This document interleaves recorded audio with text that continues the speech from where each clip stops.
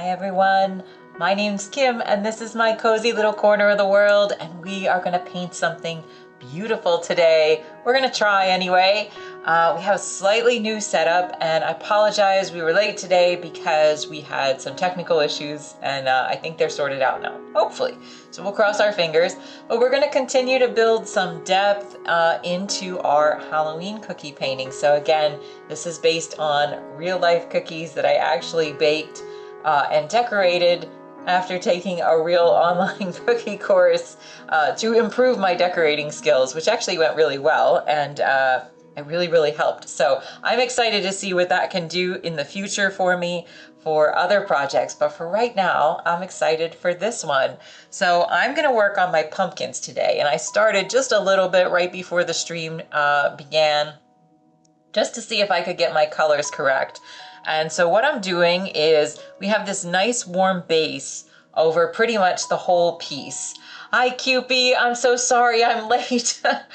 We had some technical issues, Cupie, so we're gonna do our best to just get rolling. Thank you so much for popping back in. That means a lot to me. I really appreciate it. Sometimes the computer just does not want to behave itself. So thanks very much, Cupie, for coming back. Thank you. I appreciate it very much.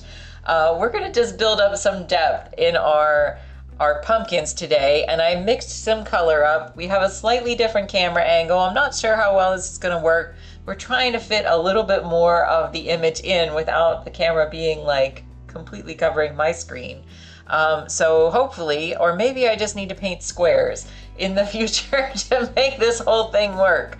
So we'll try that as well. But yeah, sometimes the computer just, whenever it runs an update or, well, a few different software issues, but whenever it does that, then it just does not want to behave for Twitch purposes. So anyway, my husband got it going, and he's good with that kind of stuff. So we're very grateful. We're very grateful to him for his technical expertise there.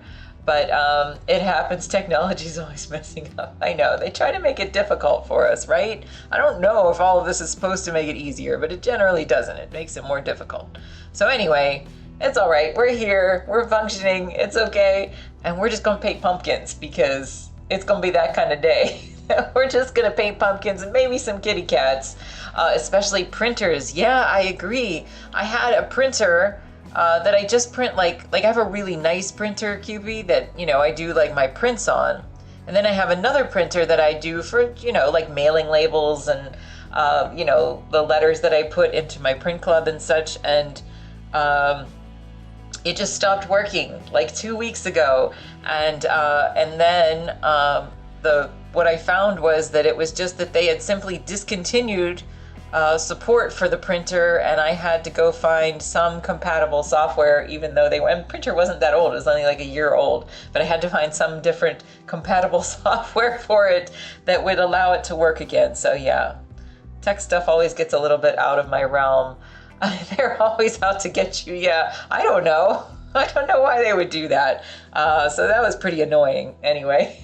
that stopped working, and I couldn't, right away at least I couldn't figure out why, but you know, just one of those things. There's a tech stuff is both a blessing and a curse, right? Like, it's fine when it's working. It's great. It allows me to be there with you, but then it stops working and you're like, why won't you just do what you're supposed to do? I don't know. Yeah, printers are all, I don't know how many printers I've had over the years, but yeah. Cupie, you are now on a 25 stream streak. What? You hung out with me 25 times in a row. That's crazy. I appreciate it so much, Cupie. You're always very kind and supportive, and that means a lot to me. So thank you for that. Thank you. How was your week? How was all of your week? Because you're nearing or today is your Friday, right? Today is your Friday, I think. Is that right? Anyway, I'm just gonna build up these pumpkin layers today. And like I said, maybe the black as well. If I'm real ambitious, then we'll get into the ghosts. But we're just gonna try. We put a little bit of work into doing some shadows the other day. We're gonna kind of do the reverse today and just try to bring up some of these. They're not quite highlight layers yet, but just the lighter layers on the pumpkin cookies, and like I said, maybe on the kitty cookies. So I'm just mixing some white with my some cadmium orange with my pyro red and my white to try to make kind of a lighter reddish orange, just to add to those layers. I'm really not sure what the best way to get this situated is, so that y'all can see like the whole thing as I go. But maybe I do just have to work in squares from now on, or at least vertical rectangles, not horizontal rectangles. Maybe that would be better. But anyway, we're gonna make these happy little pumpkins. I think we need some happy pumpkins today, right? Happy pumpkins on a Thursday. So yeah, we'll just work on that. QB says, it was good. Tomorrow I'm going to North Carolina for a concert, and you get to see a childhood friend you haven't seen in years. Grew up in New Hampshire together, and she's been in Colorado since graduation teaching at a dance school. Now she lives about 2 hours from me in North Carolina. That is so cool. What is the concert that you're going to see, or do you want to say? You don't have to share it if you don't want to. But that is very cool. That sounds like fun. Nice to see somebody that you haven't seen in a long time too. So that's very cool. And she teaches dance. That's pretty cool. I know you said that you had a lot of good memories from your dance time. So that was very cool. So yeah, we're just gonna build up some layers on our pumpkins, just little by little today. We're gonna take it a little bit easy since we got a late start. And just try to make these pop a little bit more. Again, I work lots of layers, right? So it just goes a little gradual. Anyway, and I appreciate everybody who's popping in late here with me. I'm sorry about that. We did have some technical issues earlier, so that caused a little delay, but we're okay now, I think. So what I'm doing is I have this kind of lighter orange color mixed, which works really well over this existing very warm base that I have here. And what I'm doing is just trying to retain, again, I'm thinking that I'm going to build lighter layers as I go, right? So what I'm trying to do is kind of retain the warm parts of this, or the warmest parts of this, keeping in mind that I'll have lighter layers that go over this. So like right around the edges, this is going to be a highlight area here, but this side needs to retain its kind of nice warm color. And so I don't want to mess that up over there. It's a smaller band called Easy Honey, indie, local to South Carolina, and they're great live. Nice. They host beach cleanups and do traffic jams where they set up in traffic and play music for people. How's that go over? I would think that'd be very cool in a lot of ways if you enjoy it.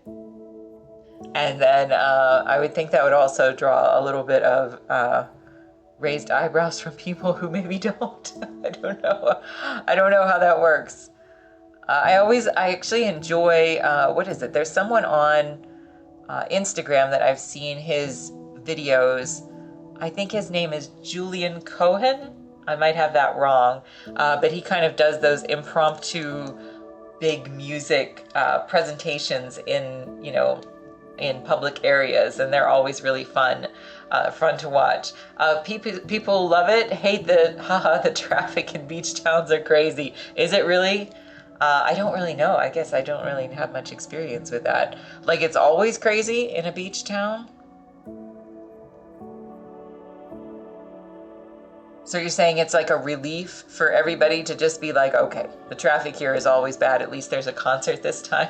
Tourist season gets wild. That I believe. Yeah, I believe that because, like I said, when we lived in Central Florida, tourist season's kind of all year round, but there's particular times that are worse than others, right? So yeah, you have to just kind of factor that into your plans as you go.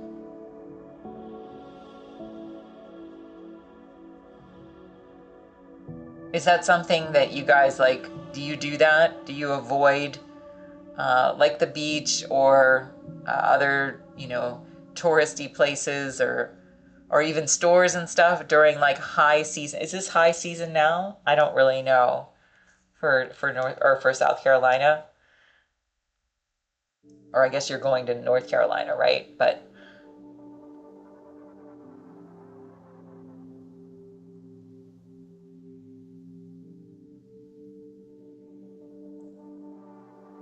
yeah, I remember there were certain times where it was just like you had to.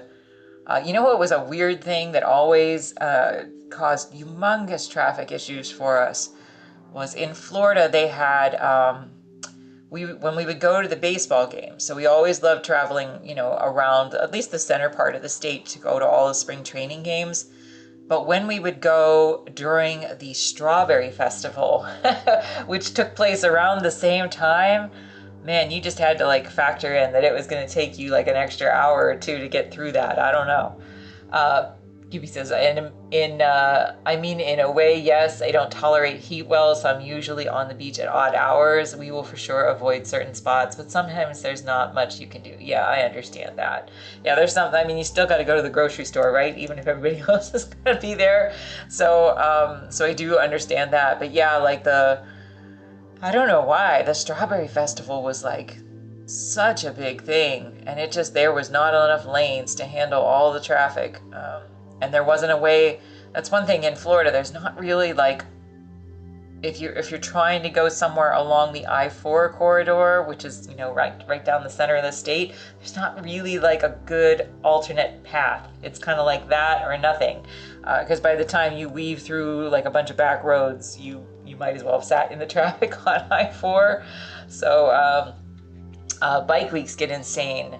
Definitely don't go out much for that. I would think that you're more like Daytona, right? Because the Daytona Beach would get like that. They had their bike week down there, and I know that was always very, very bad. That was a little farther from where I was.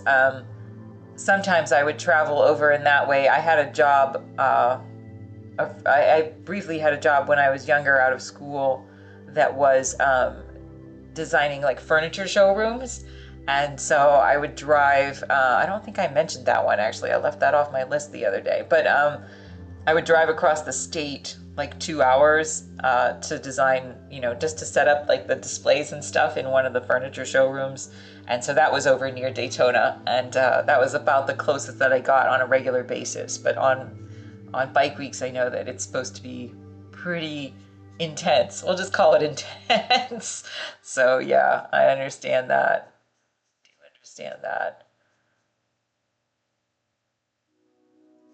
I didn't, for the most part, mind the touristy stuff. I kind of looked at it as an advantage because everything was open. So I could be like you and kind of do things at odd hours. You know, and so that was okay. I was all right with that.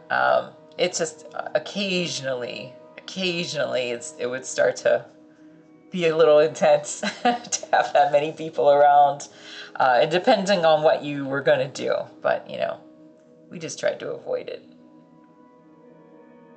Such is life in a touristy area, though. That's kind of what you just have to expect. So, yeah.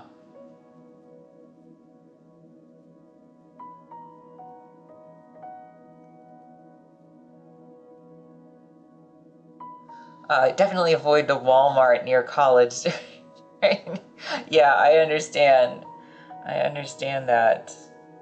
Yeah, you just kind of learn to figure out, what's feasible, which direction to go on the road toward things or away. So, yeah, I understand that very much. I'm just gonna turn this. We're gonna let those two pumpkins dry for that layer, and I'm just gonna come down to these ones down here. At least I can fit these ones on the screen here. Mostly anyway.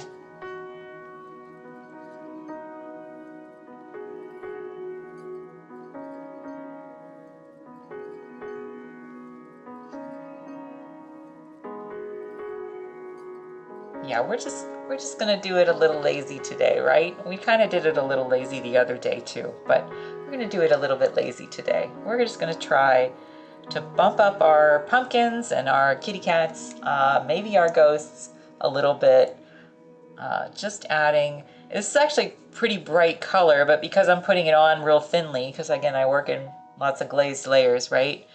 Because I put it on pretty thinly, it's not like popping too much. What I'll do after these layers dry is come back probably with the same color and try to intensify parts of this and just work into that a little bit more. But we got to let them dry first, right? You got to have that patience. A little bit of that patience. I don't always have that patience. We got to try. So I'm not going to go all the way up to the edge. Again, I want to preserve some of that really warm color.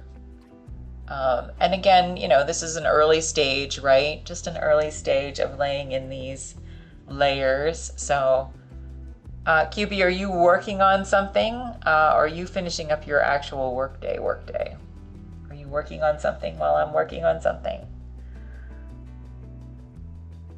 But yeah, we'll just let the little edges stay a little bit of that nice warm color. Probably glaze back over those a few times to really get them right.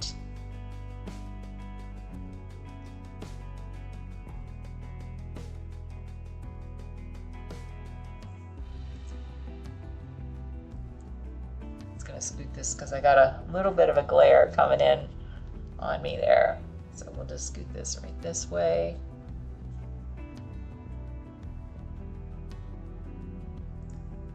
Hi, Janica. Enters the chat dancing. You're being lazy because you don't feel great. Oh, that's sorry to hear that, QP. Yeah, I wasn't feeling great yesterday either, but I understand. So you take it easy then, and we'll just narrate our pumpkins for you. So yes.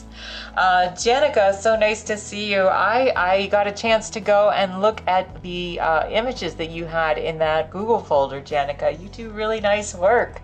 I was really actually very impressed. Well, I'm very impressed, especially with a lot of it because I do not have that skill set. So yeah, you can always feel free if you want to share that again.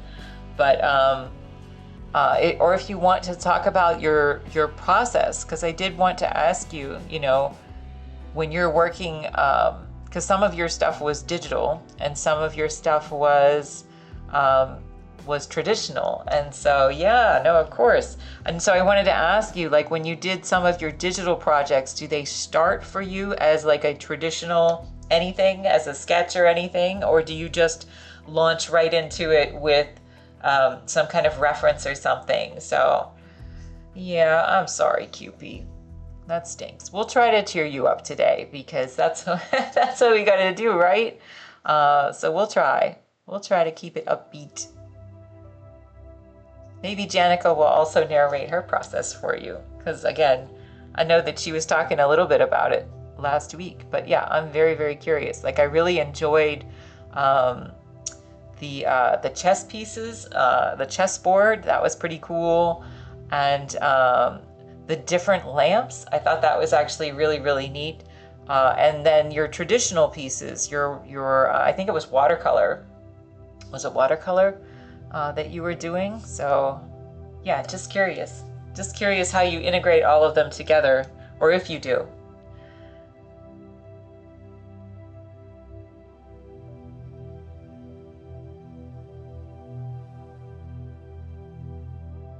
I have to tell you that while I was working with my husband to set up the stream today, by the way, I looked down at the floor and I was like, what is that? And there was just this mess down there. And then I realized that I must have dropped one of my little kitty cookies when I was showing them to y'all and crushed it under my feet or under the camera here or whatever. So under something, I crushed it everywhere. Poor little kitty cookie.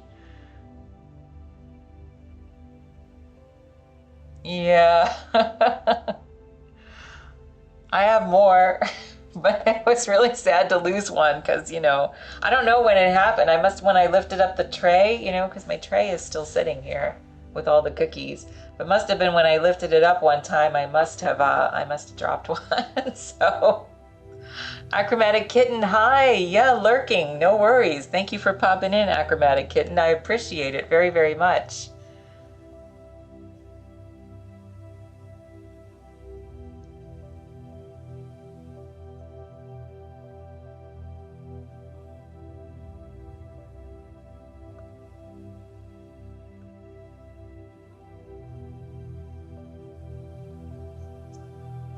So yeah, this is a nice base. Again, I think I'm at a point where just because I'm gonna need to let stuff dry as the day goes on, that I will probably work with all of the characters a little bit in here. I'm gonna call them characters. That's a little easier for me.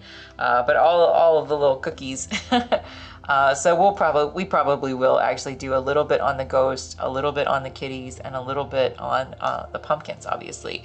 And I do think that what I'm gonna try to do, I didn't get to do it today because I had a bunch of stuff to do, but I do think what I'm gonna have to try to do is maybe in the mornings before I start the streams, that I'm gonna have to work on like the smaller detail areas, because that's a little hard for me to do on the stream, especially with my setup.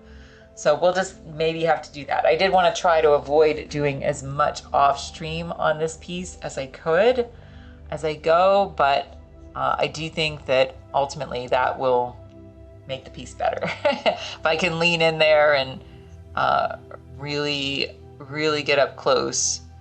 But this will be a good day to, go in, pop out all those layers, kind of, maybe get to go back in and work on some shadows and stuff as well.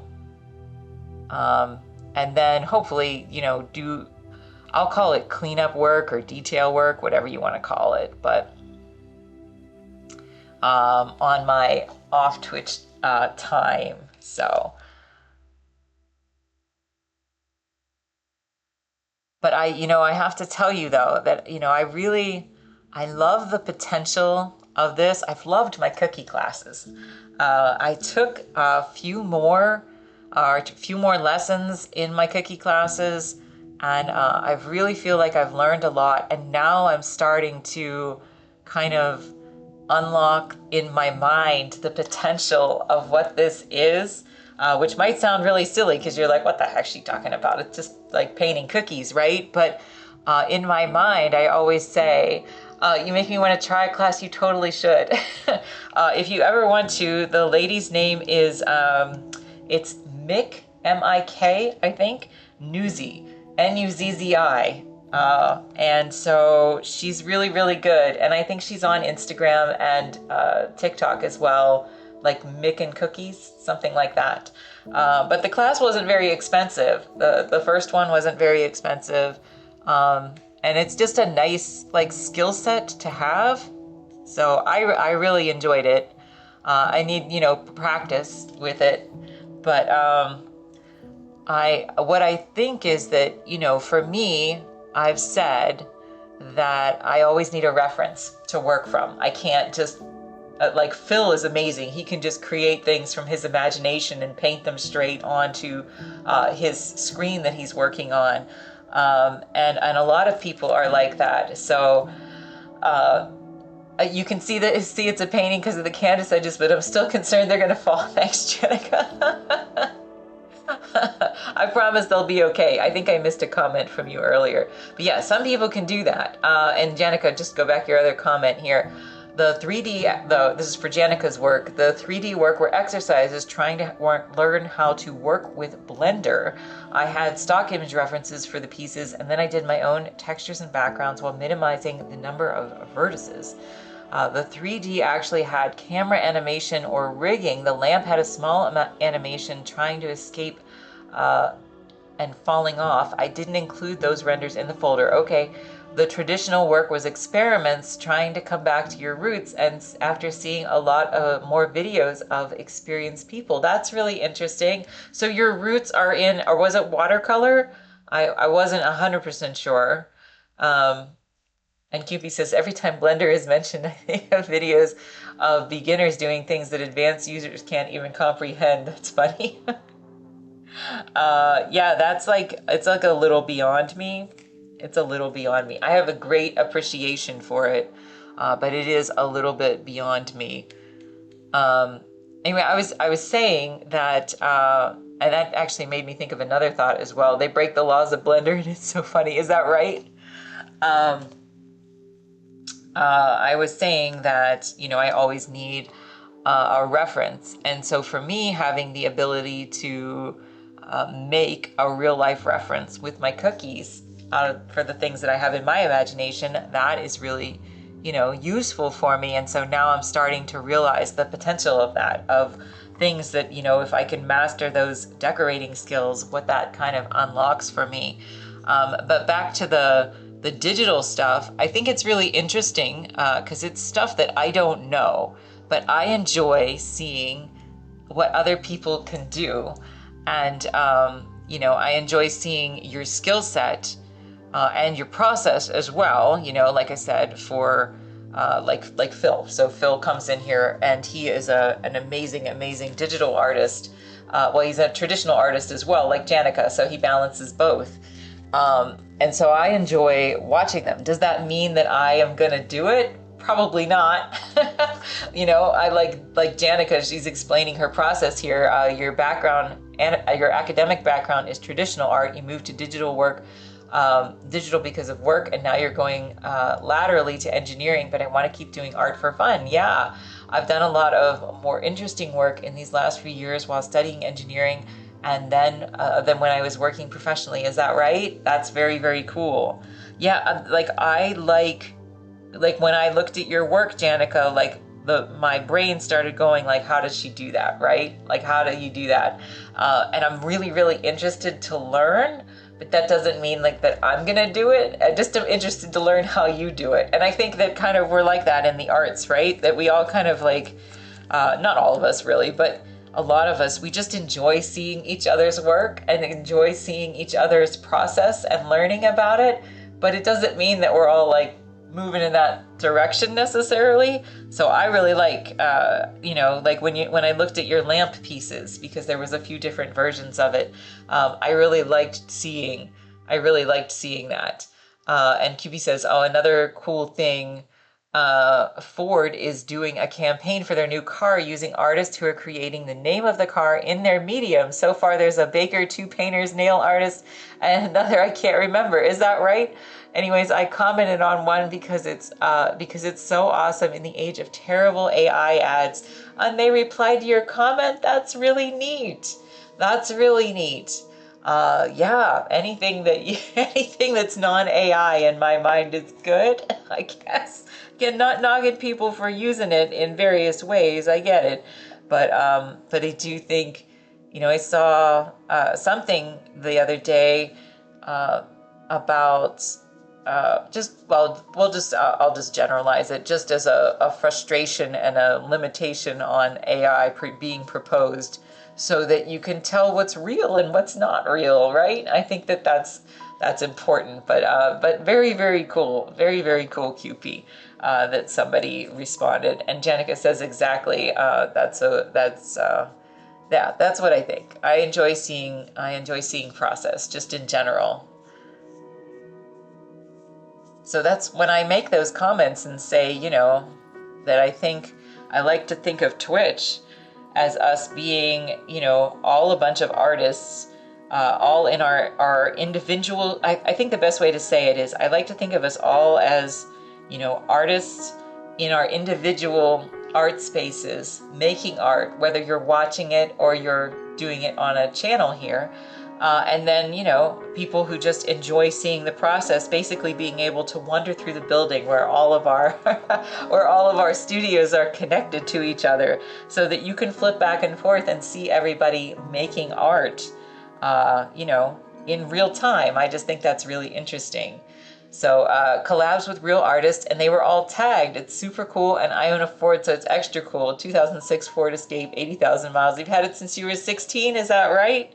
That's pretty neat. That is really cool. I'm going to have to look for that at some point later today, because that's really nice that they have decided to work with real artists. I think that that's really important, and something that, you know, not every company is obviously doing.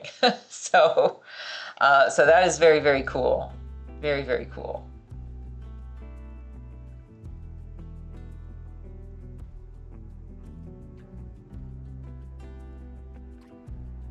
Yeah, you know, I don't get into, what does it say?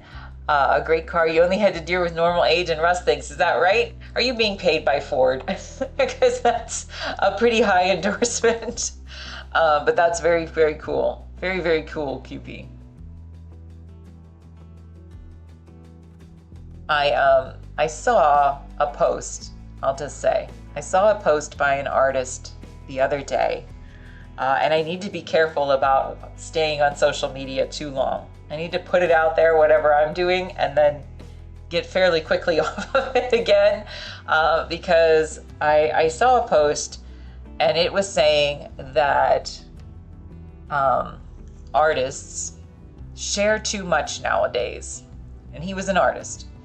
Said that they share too much and that it is damaging to the art world, because you should leave the allure of the mystery and make people want more. And I just, I think that if you've ever watched me before, you know that's not my position on things.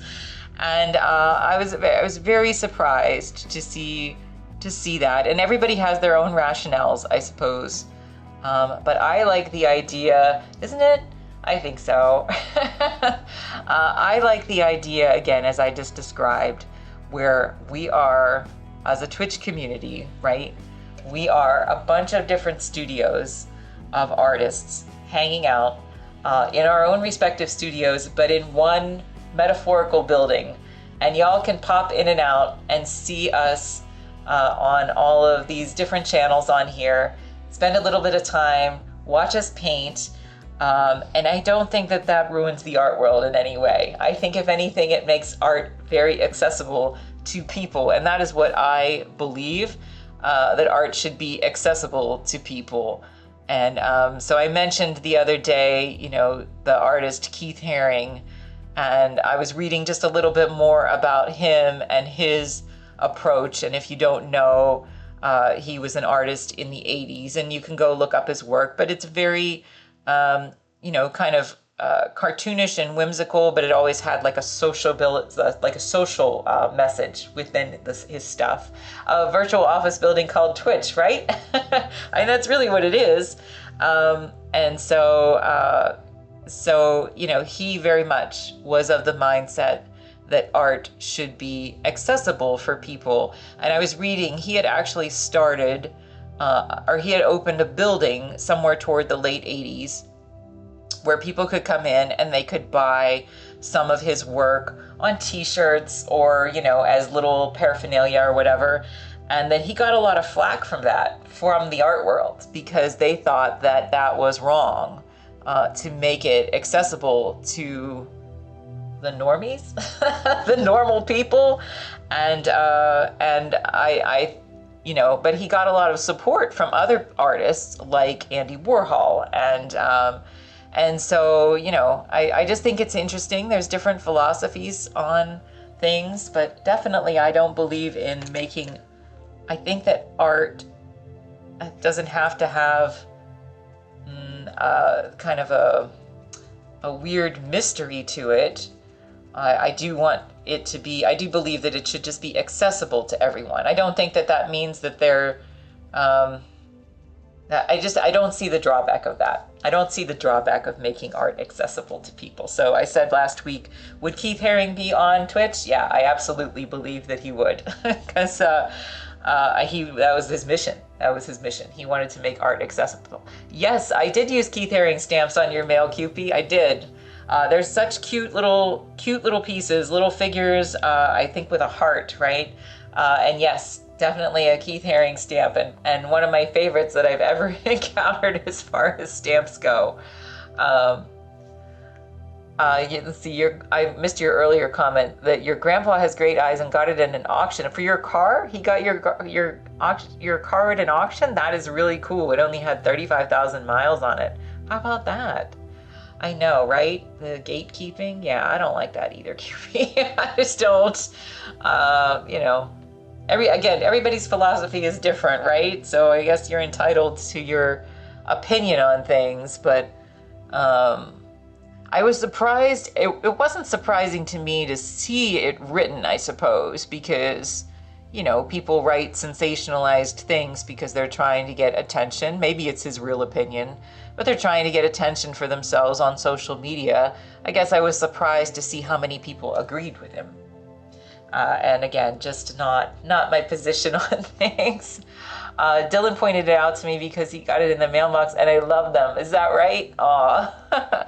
Yeah, I love the Keith Haring stamps. They're really, really sweet, and I think it's really amazing. It makes me wonder how many people actually know that it's his work. I don't really know. But I do love them. They're really adorable. And I think they're still selling them. So if you don't have your Keith Haring stamps, make sure you go get them and stock up before they stop, because they are really very, very sweet, I think.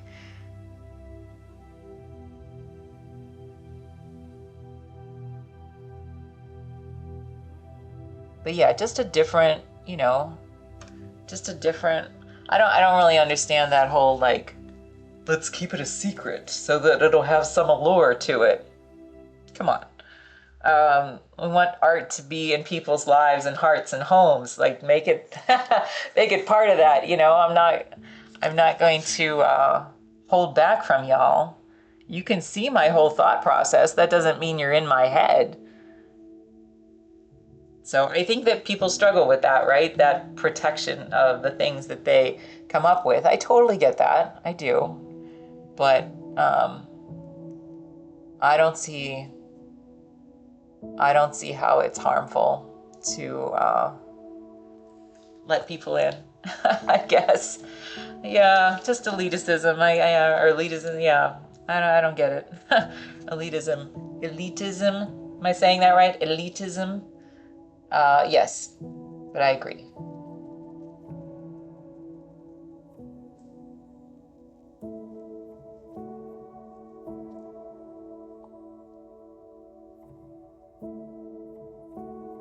Internet makes information available for everyone, which is great, but yeah, also voices a lot of controversial, inflammatory comments like that one, which is the downside. Interesting enough, the venue that doesn't make art a secret is the same venue used to express the gatekeeping comment of his. Isn't that interesting? So, yeah, I agree, Janica.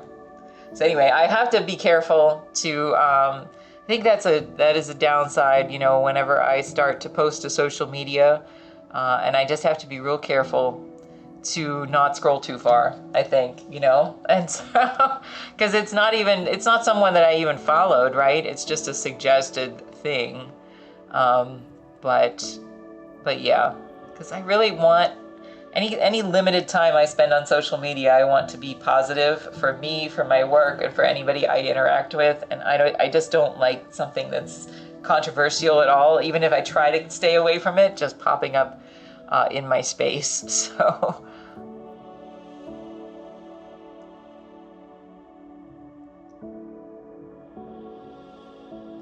But yeah, I think I want to pick up.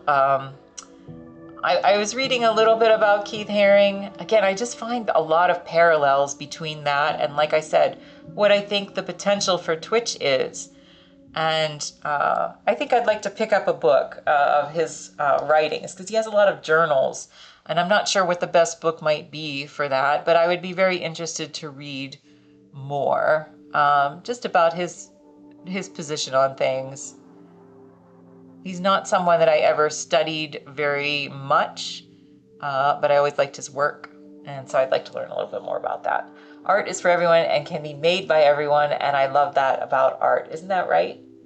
I mean, it's like, I guess, ultimately, yes, that's what it comes down to for me, is like, I can make beautiful things. I try to. I try to make beautiful things. You know, I want people to enjoy them. I want people to have access to them. Yes, I need to be able to sell them. That's a reality, right? Because I've chosen this as a profession. Not everybody has to do that as a profession, but I choose. And so, yes, there's that reality. But am I going to sacrifice what I think the mission of art should be in order to do that? And no, I can't do that. I can't in good conscience do that. So ultimately, when I read that comment, I mean, ultimately what that is as you said, QP, it's just elitism. And it ultimately comes down to, you know, how much you want to make, I guess. But it's a balance with, you know, it's just everything is always a balance. I use that phrase a lot. Everything's always a balance. But the question I think that everybody holds in their heart when they do anything, right, is, are you willing to sacrifice XYZ in order to achieve this over here? And I think people who are authentic to themselves have to decide whether or not you can do that. So anyway, that's just my that's my position on things. It's complicated. Social media is designed to encourage us to not get out. And I've been looking at it. The doom scroll is taking too much of my mental bandwidth. I agree. I go from amazing heart to female rage, kitties, indignation, heartwarming news, funny comic. Oh man, I think you summarized my morning, Janica. I was posting. So yes, it's too much. It is too much.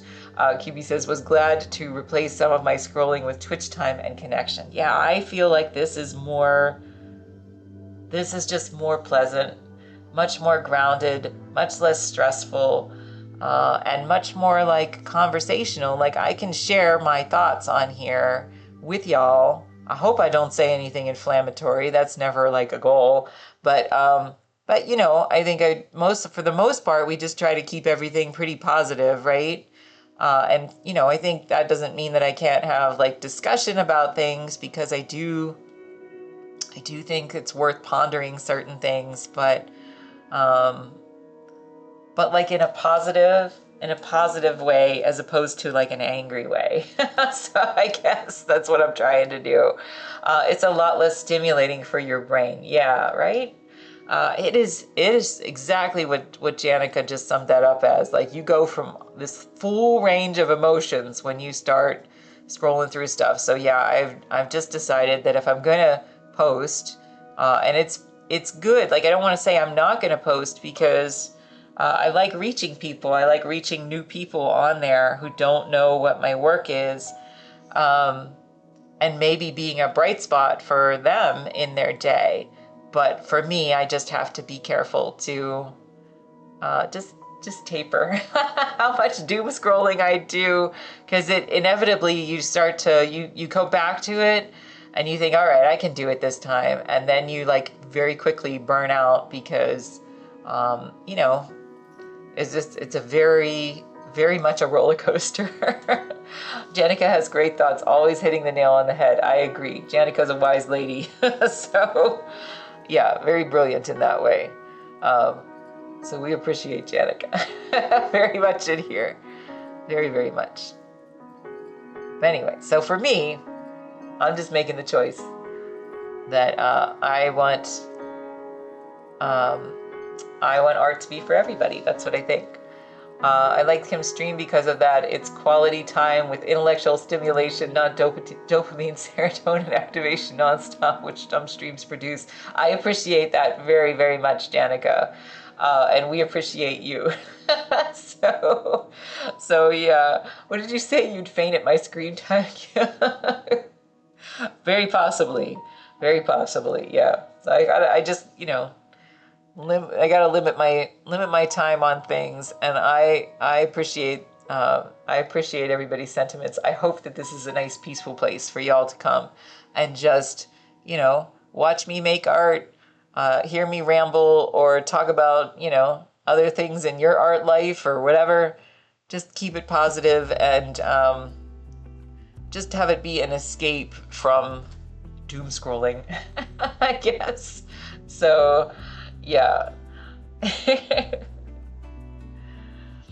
And you guys are very sweet and very kind. And you guys add so much to the stream, because I know it's not just my rambles that people come in and put up with and watching me paint. I know that they like seeing you all and your very kind and supportive conversation with each other. So so that means a lot that you all will spend time in here with me and that you are conversing with each other as well, because I think that's important. It's at all 11 hours today, but that's mostly because you had a TV show that kept playing after you fell asleep. Is that right? That's funny. Well, you also weren't feeling well though today, QP. So, you know, you're excused for having a bit of extra screen time. Because, you know, sometimes that's all you can do when you're not feeling well, right? I understand that. I'm just gonna hop over here, back to these ones. I'm gonna just very quickly, I can see I got a little bit of texture on here that I don't want, so I'm just gonna take my stipply brush with a little bit of medium on this, and I went off screen. Did that again. No matter what I do, we'll just kind of disperse this paint a little bit easier, just so it's spread out a little bit more, and then it gets rid of any little lumpy things that I might have in there too. So we don't want that. So I also like to have videos or streams playing while you work. Is that right? I totally understand that. Like I said, I used to have, when I was painting, always have like a movie or a television show or something on in the background. I try not to do that as much. I have y'all, but it's surprisingly not distracting to me. I don't know why. That's why we have two monitors, so my work doesn't get in the way of your screen time. Is that right? Massive amounts of screen time. That's okay. I mean, whatever makes you feel better, ultimately is, you know, an individual choice, right? So like I said, I used to keep quite a bit on. I often will keep something on in the background, like while I'm getting ready in the morning, like in the kitchen, cleaning things up or making food or whatever. I will have something running or eating breakfast. So yeah, sometimes. But that's a little different to me than the doom scrolling stuff of the social media. So I just try to be more careful with that. Then there's the video games. So what games do you play, QP? I think you were talking about some of these with, well, some of the things that you did with Roscoe, right, the other day? Which I went and looked at his paintings, by the way, finally this morning, and he's really brilliant. Yeah, very nice landscapes and portraits on Roscoe's website.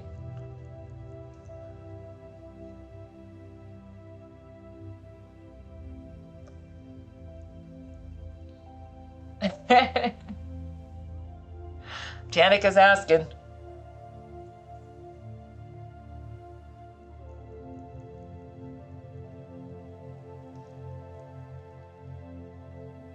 I've not heard of that one.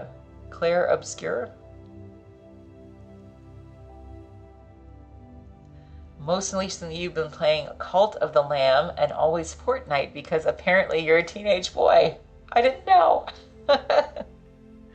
That's funny. I don't know that game either, the title, the Cult of the Lamb. I don't know that one. These sound like scary games, which I don't think I'd do well with. Somebody was in here the other day talking about Resident Evil, and I was saying that my husband did play a few Resident Evil games back in the day, but some of the games that he had played, they get a little too creepy for me. I have a very low tolerance, so...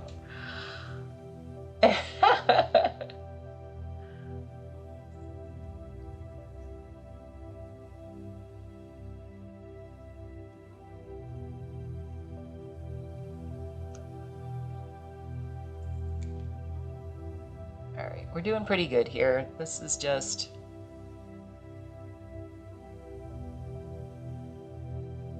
This is going on pretty easy.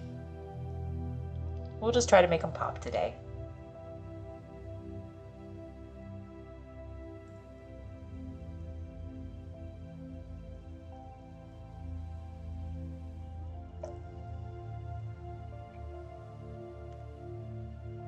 There's a free exposure of violence, but Resident Evil games have solid lore and game mechanics. Yeah, I mean, I could tolerate it for those reasons. It was, you know, good enough to watch. But yeah, sometimes they get a little intense for me. It's super cute. You have a cult and build it, and then you go in like dungeon style area and go through runs and fight things and go back to your cult on time, or they will get bad stats and revolt. Oh, that's funny. How interesting is that? Yes, I've not heard of that before. It's a top-down viewing style. Oh, okay. That is very interesting.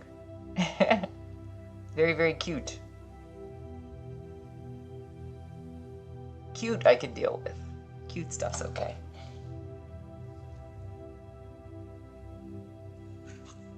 Yeah, the thing that I put, honestly, the most time in, because I don't play a lot of video games anymore, but the thing that I put the most time in the last, you know, 5-ish years was Animal Crossing. So I did a lot when the pandemic started. I played a lot of Animal Crossing. I built up a very beautiful little island. Gotta feed them, clean up, do rituals and sacrifices and stuff, but it's all cute cartoon style. Nothing's really scary at all. That is pretty cute. That is pretty cute. What a neat idea.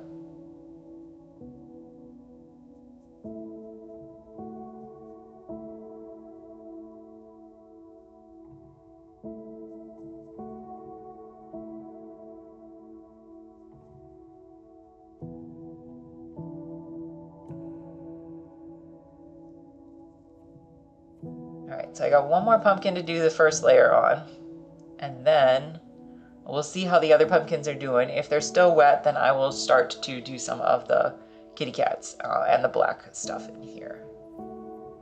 So that's the only trick with this, is there's just going to be lots and lots of layers on everything. We're going to have to work back and forth, and there's just going to be a lot of drying time in between. So, gotta have a little bit of patience. Gorgeous cinematography and soundtrack. The story is very immersive. Oh, okay. Oh, wait, I missed your earlier comment describing it. I'm sorry, Janica. So, Clair Obscur, set in a dark fantasy Belle Epoque setting. The game follows the members of Expedition 33 as they set out to destroy the Paintress, a being caused by the yearly Gomage, where those at or above an ever-decreasing age are erased from existence. Interesting. That's very, what do I want to say? Intellectual? That's very interesting. That's a very solid story, I suppose. Yeah, very interesting. And what did...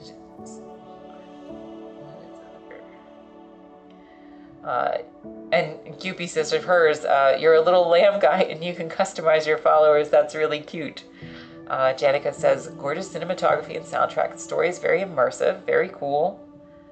And no Xbox or PS5. Interesting. Huh. Well, I learned something for 2 of those games. Very cool. So, Cult of the Lamb and Clair Obscur. That's very, very cool. Very, very cool.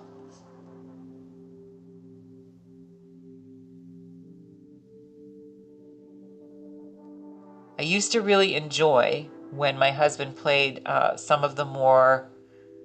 He doesn't really play as many of the like really immersive story games that he used to, but he did play a lot of them, and I would watch a lot of those back in the day.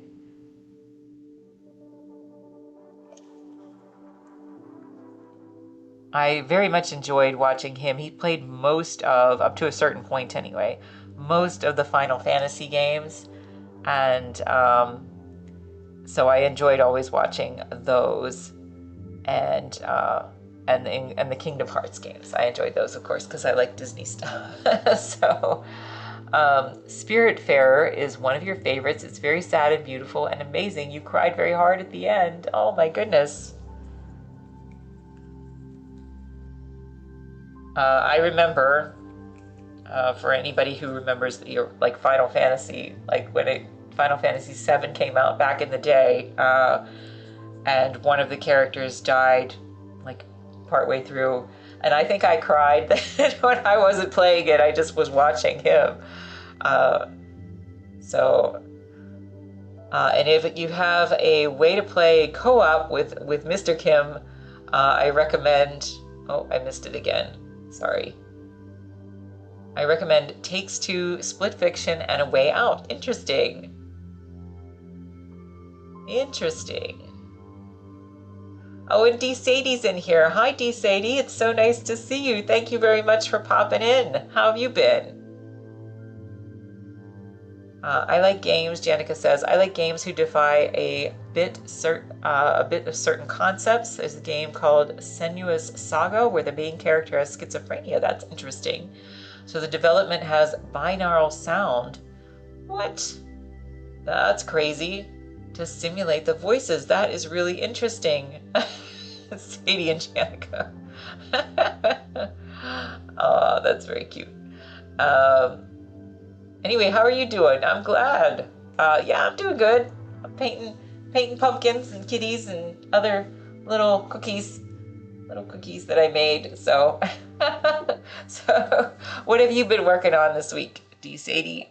Oh, by the way, D. Sadie is a wonderful streamer as well. So if you're in here and you don't follow D. Sadie, please go ahead and do that too. So, but what were you working on this week?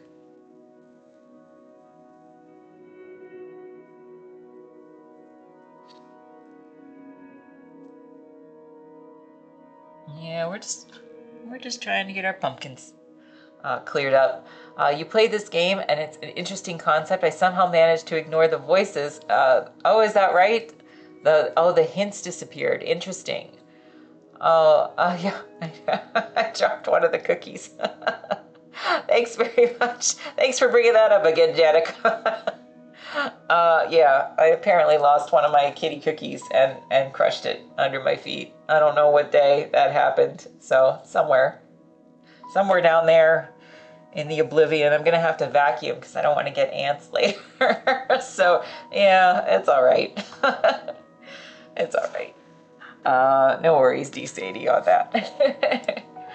But yeah, we're just gonna keep pushing through. Yeah, we're just gonna see how far we can get today. So let's check out our middle pumpkins and see again how we're doing on those and if I can do anything in there right now. So let's see.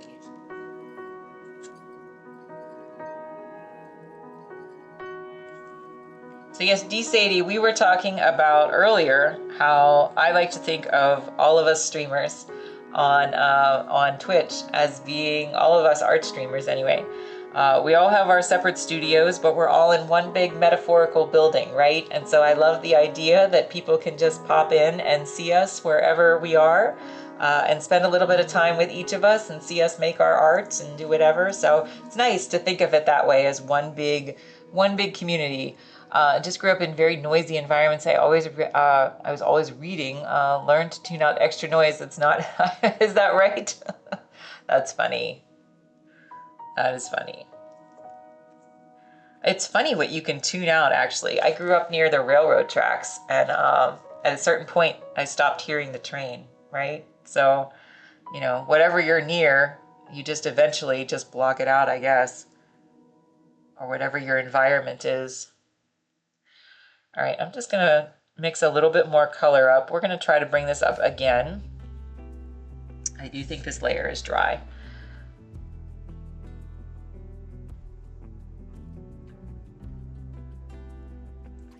So we're gonna go with a little bit less red, a little bit more orange, and just see. And if I have to glaze back into this later on, that is okay too. I don't hate that. Sometimes I need to do that. Just gonna put a little more white in there.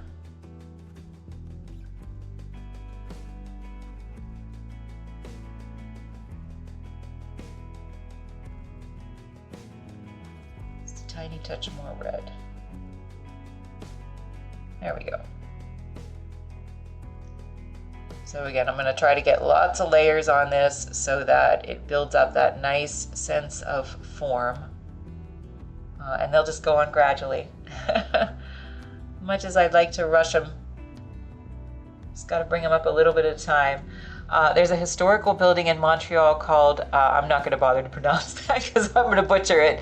And the top floor used to be resident artist studios. It can be like a commune. Can't remember the word, community for sure. Yeah, I agree. All working on your own stuff, but with a shared overarching goal of creating art. Yeah, it's really beautiful. There's a place, and I've never been, but there's a place in Virginia called the Torpedo Factory, and I'm pretty sure that they had a bunch of working artists in there as well. And so yeah, I like that visual of Twitch as being this place where we all, we come in, we share our art, and people get to wander in and out of our studios, right?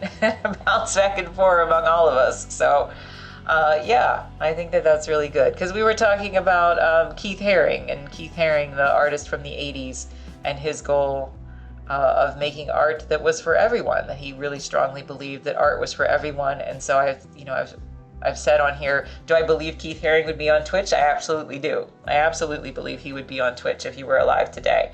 So yeah, this is a way to make art part of people's lives, right? Just even for a few minutes or a few hours a day. So, they each have their own workspace, but they are there for the same thing. So it all means being a shared experience. That's exactly right. That's exactly right.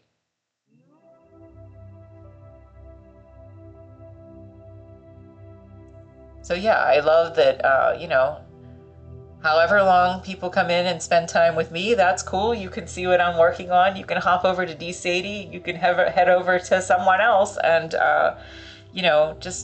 just get to constantly be seen. It's just such a nice escape, I think, from sometimes from the real world and sometimes from social media. Definitely a good alternative to social media, I think. So, yes, Torpedo Factory Art Center in Alexandria, Virginia. Alexandria lives? Did I say that wrong? Is it Alexandria lives?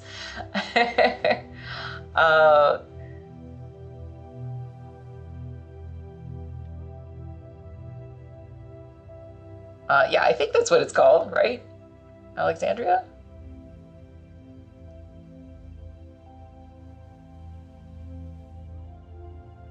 Unless it's not in Alexandria. Or are you referring to Walking Dead? Yes, I think that was one of the cities in Walking Dead, right? Somewhere in Virginia. We'll just say it's somewhere in Virginia. So, it's just nice to expand the traditional arts. I know on Twitch, the different styles, methodology, and mediums. Yeah, and that's what we were talking about too there, D-Sadie, because I was saying, I had seen recently somebody commented somewhere on social media that they thought it was wrong for artists to share their process, that they thought that should be very secretive so that it creates an allure for people, and I just couldn't disagree more. And so I don't want things to be inaccessible. I want art to be very accessible to people. So I enjoy watching what other people do, not because I necessarily want to do it, but because I just enjoy watching it. I like seeing other people's, ideas and styles and methodologies and all of those, all those art practices come into play. And it's just, I think it's good for our brains to experience that. Doesn't mean I'm going to sit down and try to copy you. I could just like your work without sitting down and trying to copy you. So I think it's nice to feed off each other and then also just to open it up for people who just like to watch the process in general, or maybe other artists, maybe they do want to learn something. That's cool. But I don't think that hoarding the information or the way that we make work is conducive to bettering the world. It's just me. Maybe I'm a little bit kooky that way. I don't know. I don't think so, though. I think that's just what I think the purpose of art is to better the world. So how am I going to better the world if I'm trying to hoard the making process? Was looking into the space doing ceramics. Oh, okay. For you personally, it adds to your perspective of the value of the piece. Like I feel more connected to it because I feel like I was part of its birth. That is a beautiful way. That is a beautiful way to look at that. I really like that very, very much, D. Sadie. Was a bit related to the old library of Alexandria, who no longer exists. A modern library building has been built in the site. Oh, okay. Sorry, maybe I didn't understand that, Janica. I'm sorry about that. Love that we are all doulas. That's funny. Yeah. So anyway, we're all here just we're all here just sharing what we do. And I love that idea of thinking of us all in kind of this metaphorical building, where people can just come in and out. Like, I think the world needs that right now. They might not know that we're here, right? Like, a lot of people don't know that this exists on Twitch. But we need to get them over here, because I do think this is just such a nice escape from so much other stuff that goes on out there, just to come and see art made and hang out with artists, not just me, but, you know, D. Sadie and all the other wonderful artists on here as well. And not just, you know, the artists who are streaming either, because again, it's the people who are chatting that add so much to the conversation and just make it a place of, you know, uplifting, supportive, you know, joy, and a desire to experience art and to learn and just, you know, have some positivity in life. So that's just my tiny perspective. But I think that I'm sticking with it. I don't like the idea of gatekeeping, as you said. I don't like the idea of gatekeeping, you know, information and process. I don't think that makes it have an allure. I agree that I think that it makes it feel like you're connected to it, like D. Sadie said. Also, for those artists being paranoid about being copied, isn't there a quote about copying being the biggest compliment? It's true. I've actually had a number of artists who have messaged me over the years. I've had some people copy me without my permission. And then I've had some people say, I just wanted to try to make what you made. And, you know, like, what am I gonna, you know, I'm not gonna, like knock you for it. You know, like, that's, I want people, your vision, you know, you can't, my greatest asset, right, is my mind.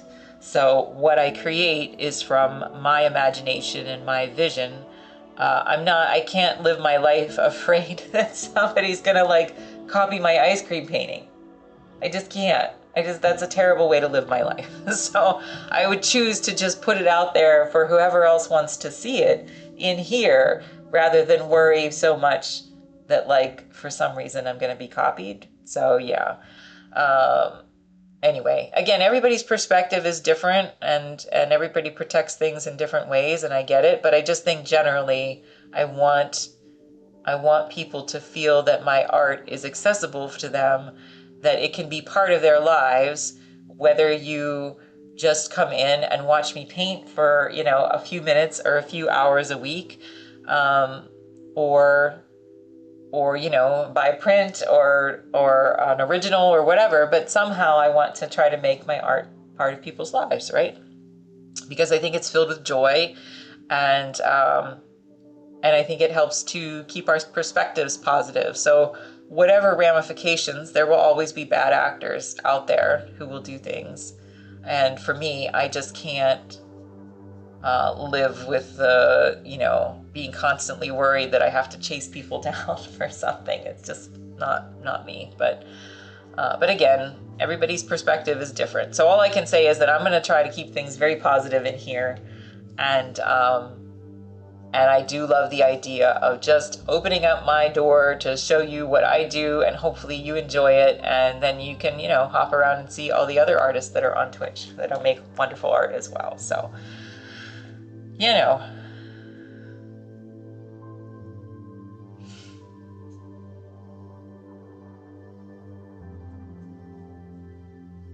I did always want to visit the torpedo factory, though, right? And not to show you depressing with the generative AI thing, copying an artist's distinct style is just inevitable, yeah. So I think making that connection by sharing process and inviting people adds a layer of value to art. I agree with that, too. I agree with that. I don't really think that that's a depressing thing, but I, like to bring it up. It exists, right? So we have to address it at some point. But yes, I agree. Like you said, you kind of feel connected to someone when you see them make something, like you were part of the birthing process, I think was the phrase you used. And I think that's really lovely. I think that's really lovely, actually, because I think that as an artist, I feel like that that means something to me, right? That there's people that are connected to the work, that saw it being made while it was being made, and then it makes them feel connected to the work. Hi, Solar, welcome in. That was one thing that I read too about Keith Haring, and I thought it was interesting because one of the things that he did when he was first getting started was he said he saw in the subways that there were these blank, they were black paper, like where there was ads supposed to be somewhere. And so he thought that that was the perfect place to put art. And so he started to do Solar, you're on a streak again. So he started to put art on the, whatchamacallit, on the black pieces with charcoal or chalk. He just went up to the street level, I guess, and bought some chalk. And he said that it became like performance art for him, which I thought was really interesting because that's essentially what this is, right? It's some form of performance art. So when he would sit there or stand there and he would draw on those black pieces of paper, that people would they started to gather to see what he was making. And it was almost exactly what D. Sadie said in terms of his perspective, that he liked being part of that experience. He liked them being part of that experience. So anyway, I thought that was pretty neat. So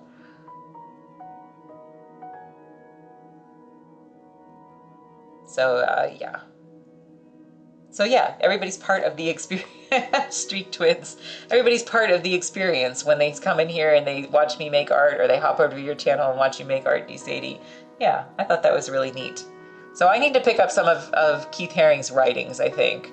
Really like to find, I was trying to look for some stuff that was, just freely available, but I couldn't find very much. If anybody knows anything, let me know. But I feel like I need to pick up a book and just read a little bit, because his journals are supposedly filled with that perspective, that art is for everyone. So yeah, I think so. I think I should pick something up.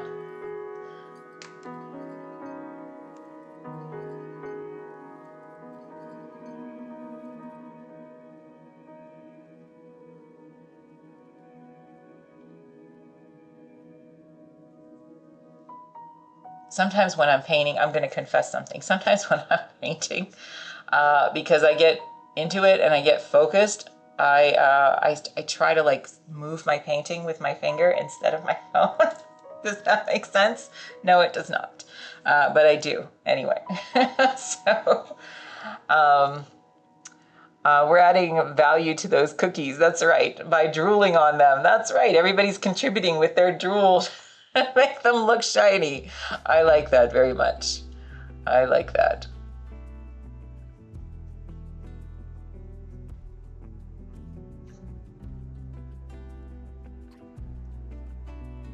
I think our little pumpkins are coming along pretty good. Still got a lot to do on them, but they're coming along pretty good. As if it's digital, I can see that happening if you're used to digital art. Yeah, yeah. Like I should not be doing that though, right? Like I must be real tired when I do that. I'm tired and I'm focused. But yes, occasionally you'll see me go like this, and that's what I'm trying to do. So yeah, that's probably not good. Thanks, Solar. I hope you're doing good too.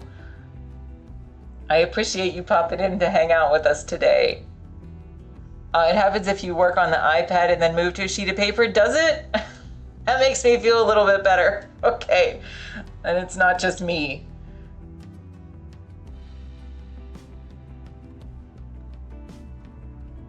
Remove the AI out of your videos today. Feels better now not having.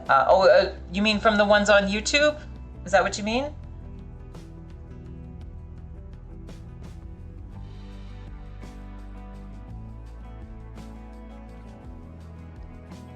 I saw a video the other day where a grandparent gave an old black and white photo to her niece of some great relative, and the child tried to zoom in on the image. That's hilarious. I love that. It felt better. Okay. Yeah, I understand that. No worries, Solar. I get it. And I understand that. I understand that, you know.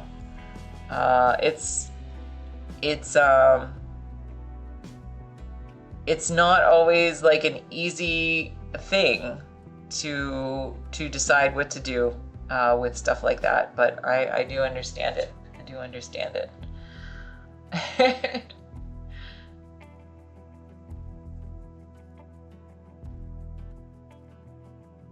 All right, we're getting a little bit of depth, just a little bit on these cookies now. So they're starting. I still need to go in and do many, many layers, but we are starting to get a little bit of depth in there.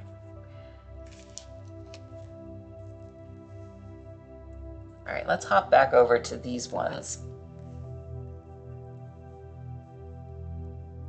I think it's only when I'm going really fast, Janica, when I'm, you know, like just tired and going a little fast, and yeah, that I try to move my image with my finger. So it made me feel so old, like the fact that it was her automatic reaction to zoom. Isn't that funny?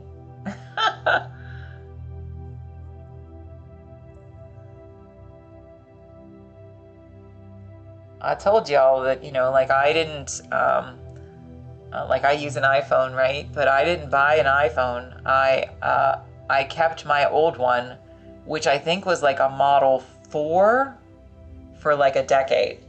And I was bound and determined not to pay for a phone. And then finally AT&T felt bad for me and they just sent me one.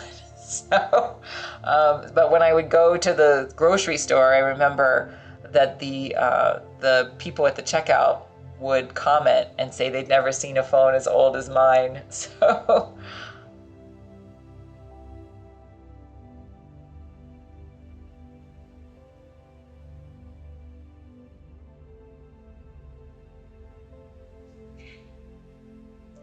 Strange made me realize I'm guilty of doing that to my references and I need to stop. You don't get to zoom in plain air. I should paint it as is, not as what tech can let me see. It's interesting because it's an interesting debate, and I don't think it's something that, you know, like anybody can come up with except your own, right? You establish your own parameters of what you feel comfortable with.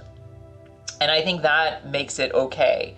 Like if you're not okay with it, that's why I try not to like knock people who decide to use some form of it in some way. But yeah, so you know, it's everybody's individual choice, I guess, what to do. Our generation is the peak of cognitive function. Embrace this perspective. Man, we decided to do something about it since you won't, so here we go. Yeah, that's what AT&T pretty much said to me. So yeah, 100% just hammered home how long it has been that regular photos have been in circulation that a kid wouldn't know how to interact with it. Crazy, right?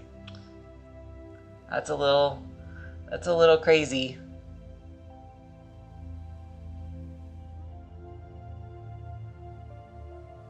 I said there's that video that was circulating on Instagram, and I'm sure that there's others, but I saw this a while back that was like in a white room. It kind of looked very like 2001 A Space Odyssey type, you know, white room. And it was a man sitting in front of a computer in like an all white outfit. And the computer says to him, "Would you like to make some art?" He says, "Yes, I would." And he hits a button. He's like, "Beautiful job. Would you like to make some more art?" "Yes, I would." And then he hits a button again. And I just thought it was so funny because that's really, you know, it could be, it can be what it is, I guess. But I love hearing stories like Kewpie said earlier about the Ford company kind of standing by artists and finding actual artists for their ad campaign. So that's pretty cool. That's pretty cool. But again, it's everybody's individual choice of what degree you, it doesn't make anything 100% right or wrong, right? It's just what degree do you feel comfortable with in your own stuff. For me, I like making everything from scratch. That's what I choose to do. But that's just me. So.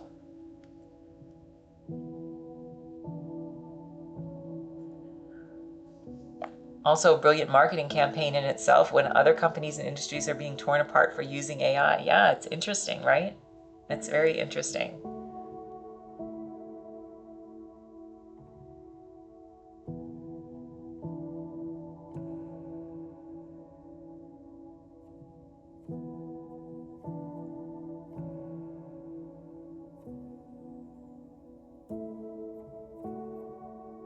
Yeah, so like, like we said, part of the reason that we stream on Twitch is to kind of allow people to connect with the art that we're making.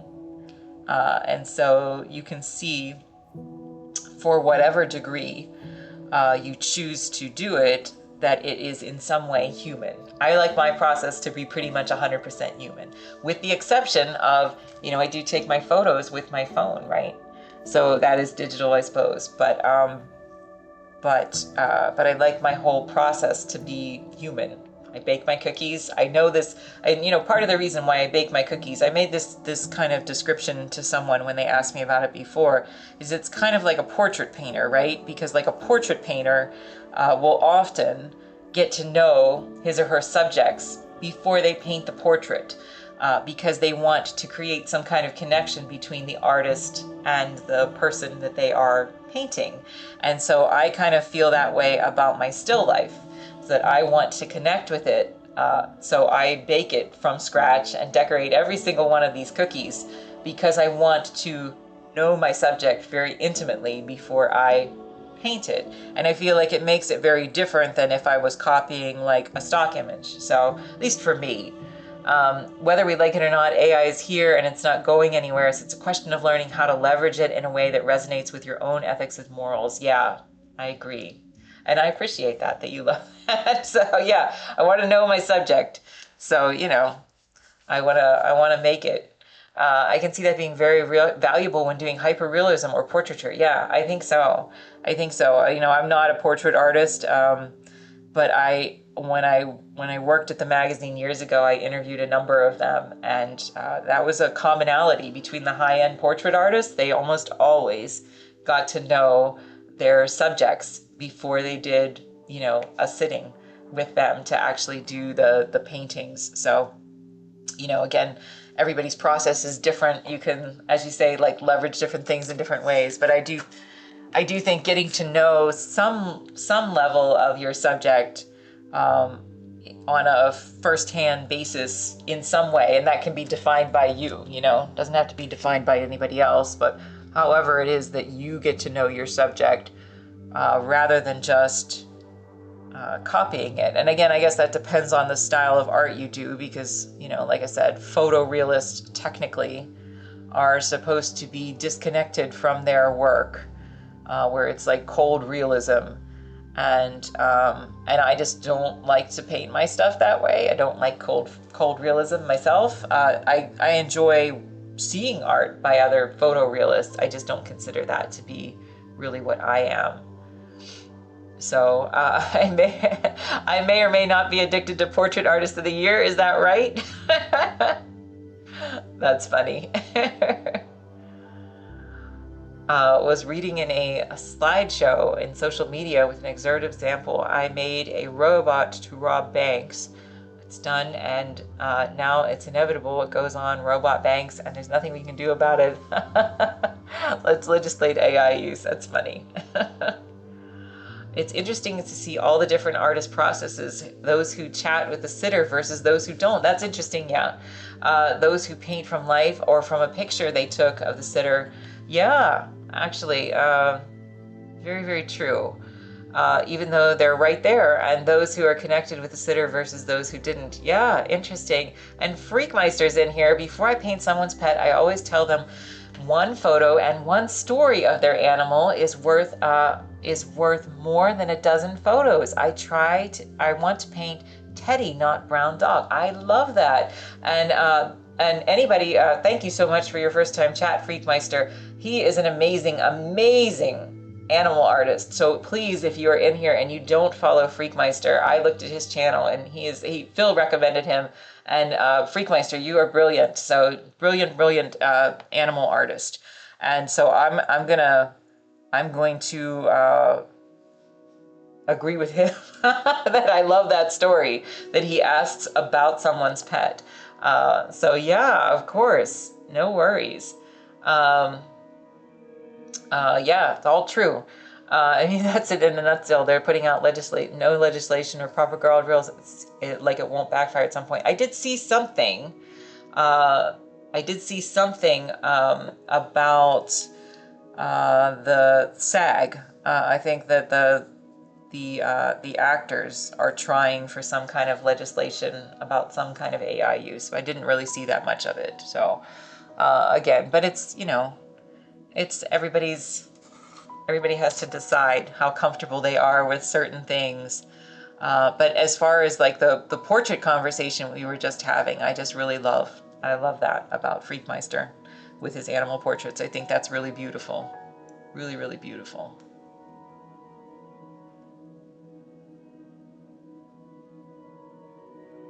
And I think that, I don't know if that's purely for your benefit, Freakmeister, or if it's also for the benefit of, the person that you're doing the portrait for, to be able to already start to, feel that connection to the piece because they know that their story has been imbued in it. So either way, I think that's really, really lovely. So I love that very much.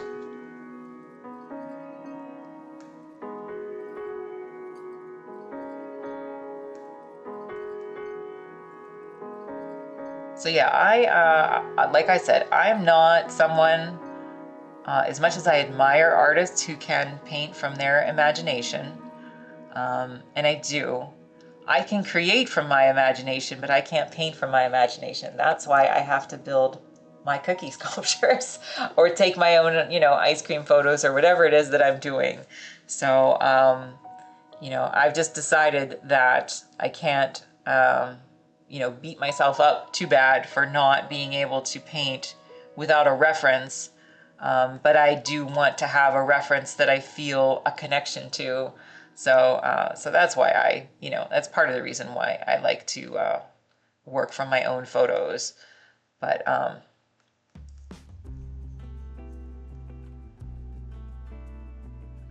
like I said, everybody's process is different, and whatever you can do to make yourself more connected to the work is really wonderful.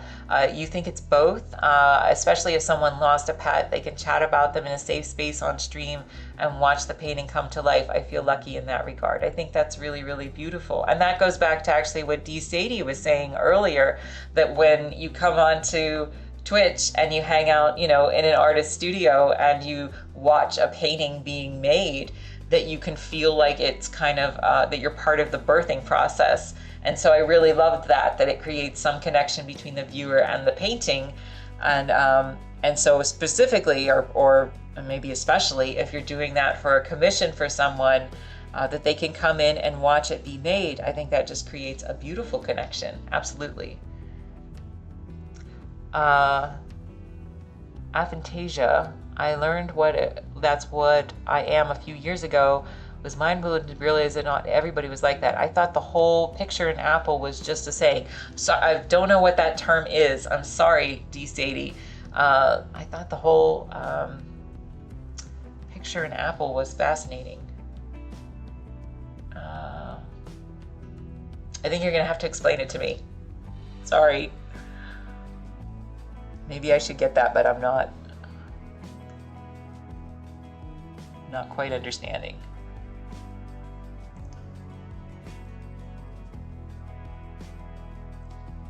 So I can't visualize a thing in my head, like nothing, it's just blank. Interesting.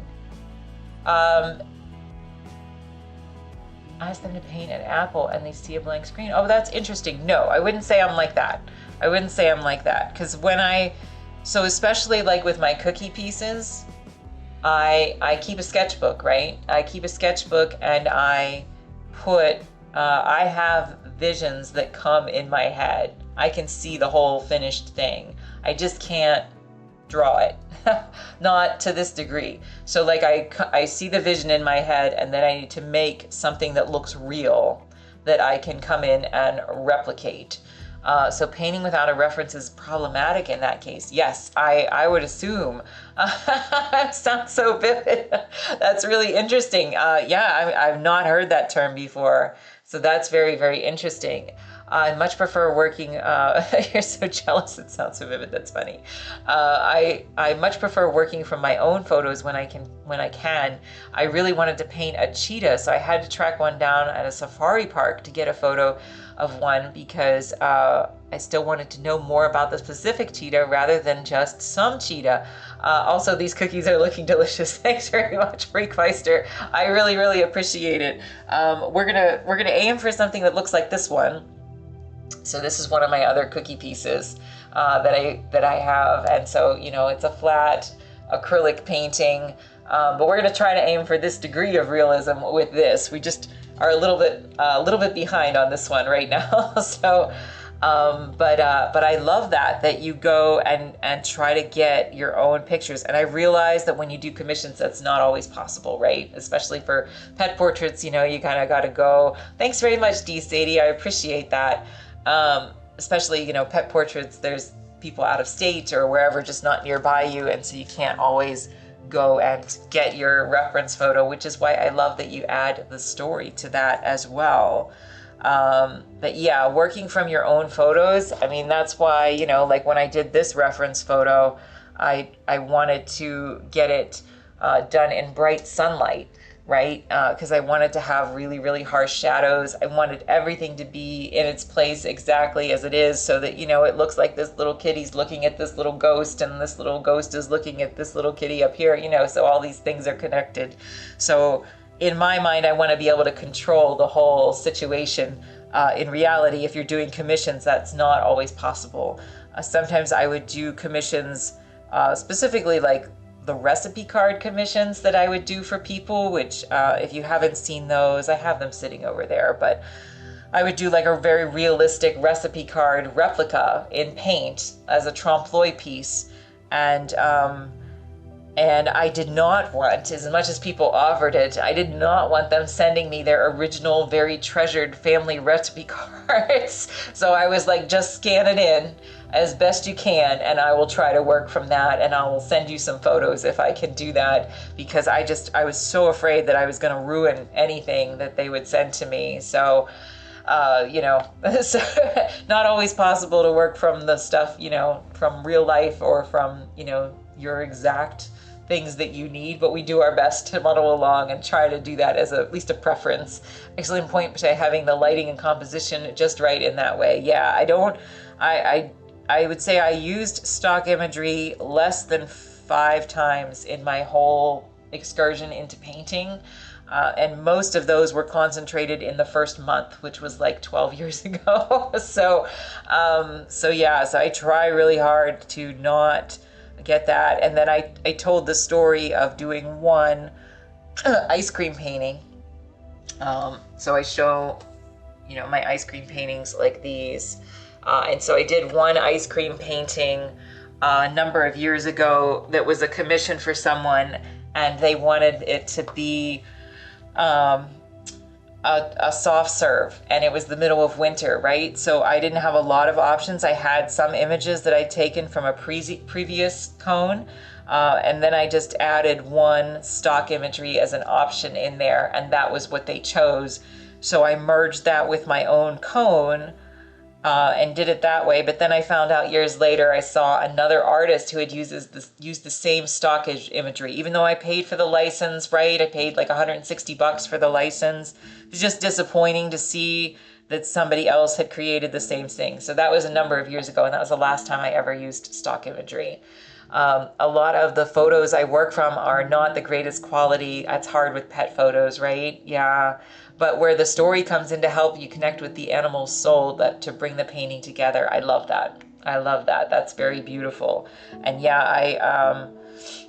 I I think that, people who are not maybe accustomed to taking photos that are used for references don't quite see why certain photos aren't good references. It's very hard to go back to them and you don't want to make them feel bad, right? So if you're able to work, if you're able to work with that, to try to, make the photo better than what they've said to you, and you're able to do that, then that's really wonderful. So, and great point with the ice cream too. Yeah, right? Like that one time, it just took one time of that happening to me, and I was like, man, I don't want that to ever happen again. I don't want ever to be accused of, because the painter that I found that did that, I didn't know. She's very well known as a realist painter.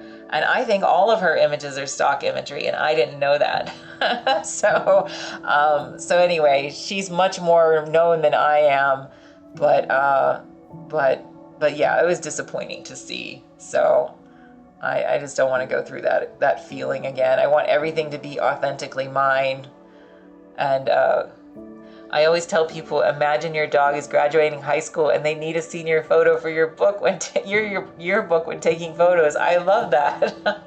That's actually probably a really great way to get them to really concentrate on things like, just having a nice background or lighting or whatever, nice profile or nice expression on their faces. So that's really neat. That's a good approach. I like that very, very much.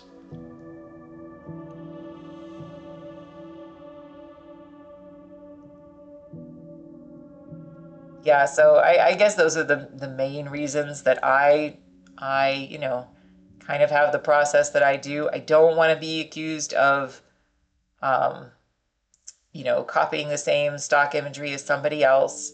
I don't want to, no, I'm very much a control freak with my art, right? So I want to be able to control every aspect of it, as much as I humanly can. And so I try to keep it within my control. Yeah, that's understandable. I appreciate the authenticity of your photos and paintings. Thanks very much. I appreciate that. I feel like the whole thing is my process, right? So even spending like a day or two decorating this entire tray of cookies, because it's still sitting here, this whole thing of cookies, it helps me to know my subject better, lets me control the whole thing. And I think that ultimately, I record clips of my process, and it becomes part of my art. And, it's ephemeral, right? It's going to go away, but it becomes part of my art. I want it to be this whole thing. And I also, want, to kind of make, again, I like to make art accessible for people.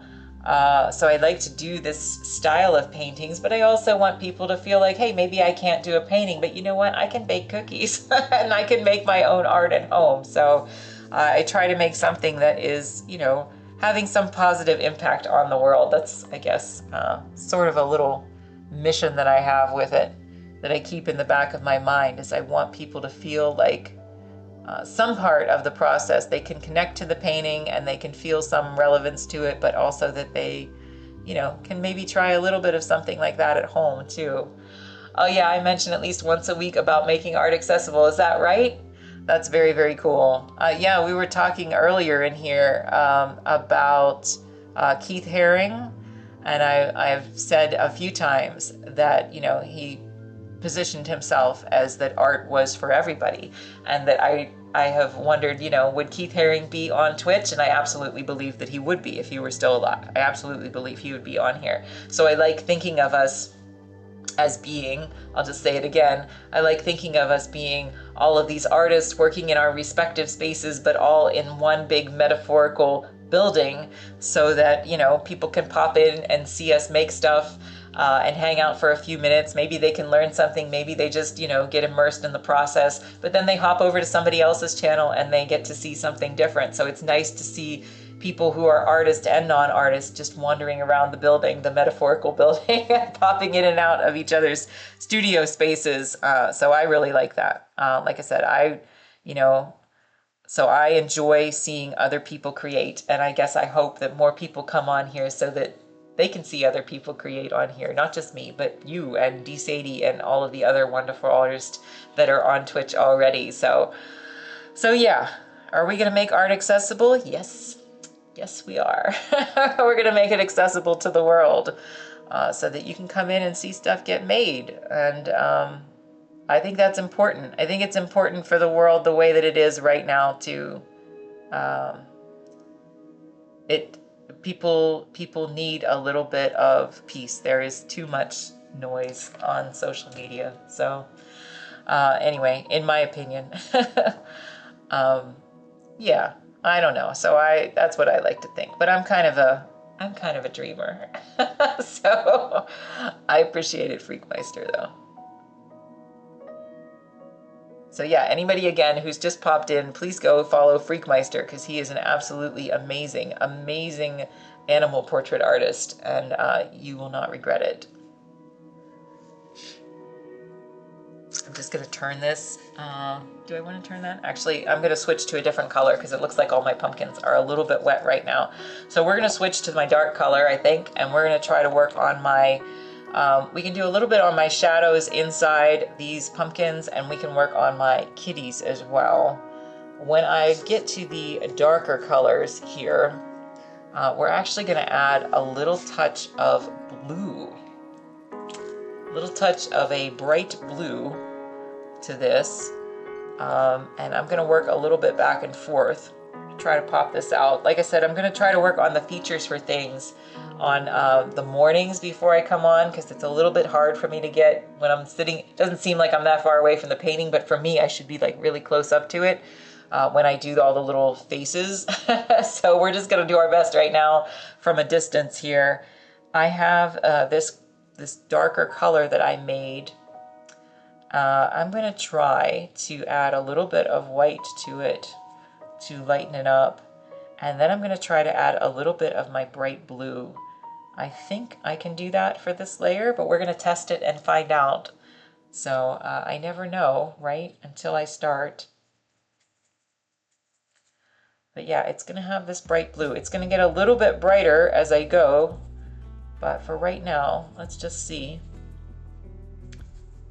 Let's see what this looks like. And what I'm going to do is I'm going to apply it. Yeah, I think that'll be okay. I'm going to apply it. It's got a little bit of that hint of blue in it. And then before it dries, I'm going to take another brush with some acrylic medium on it, and I'm going to just taper it out, because I really hate brush strokes, and I want, by the end of this, I don't want any brush strokes to be seen. So we're a while away from that. But what I want is essentially to have, whoops, just threw a brush. What essentially I want is to just have this mimic as closely as I can the texture of the cookies. So royal frosting has this nice kind of sheen to it, and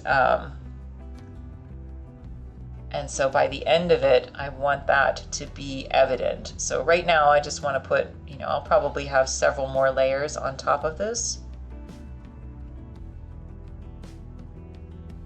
But right now, I'm just kind of trying to disperse the paint a little more evenly, taper off the edges, even thin it out a little bit.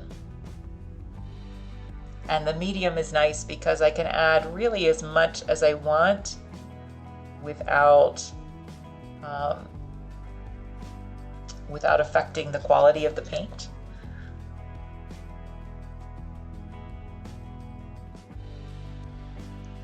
And what I might even do is, I'm going to build this up, but when I let it dry, we'll see how it looks when it's dry, because it will dry a slightly different color.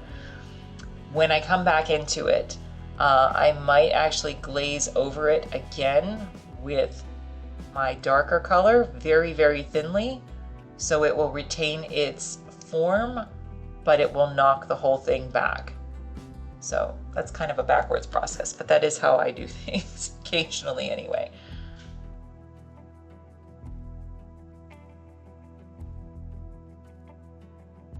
Because what I don't want is, I need to create form by building up my layers, but I don't want a pasty look. And so this has a nice shape, but I'll show you what I mean in a little bit when I circle back around. We'll come back to this, and hopefully that will work for me at that point. So I'm just going to put a little bit more blue in there.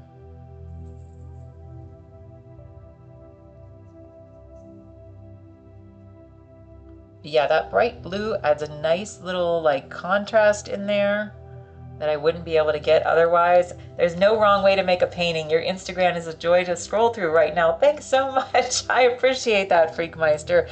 And I say very similar things in here too, that there is no wrong way to make a painting. And part of the reason that I am on Twitch is because I was made to feel for a very long time that I was never going to be a good enough painter, that I was never going to be able to be at a better level than what I was. And so I didn't make art for 10 years after graduating from art school. And I came back and taught myself to paint in oils when I was 35 years old. And then I switched to acrylics and taught myself to do that.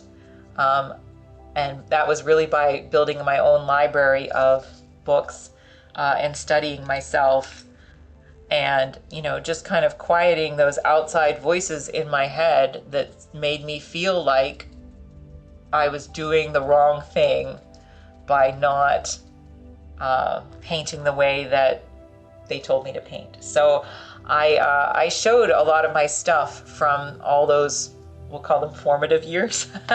I showed a lot of my stuff a few weeks ago on here on Twitch, because I wanted people to see that no matter where you are, if you do want to paint, whether you're just doing it for yourself or whatever, that you can always get better by just trying to be persistent and teach yourself to do it.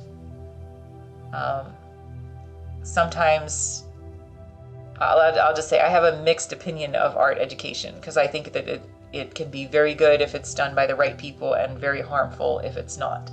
So yeah, I appreciate that very much though, because I want people to know I have a very unique way of painting. It is not what typical painters do, but my end result is still very, very realistic and something that I am very proud of. So it just takes me a little bit to get there. So it looks a little weird at this stage, but it is what works good for my brain. So yeah, I think that's probably what I'm going to end up doing with this.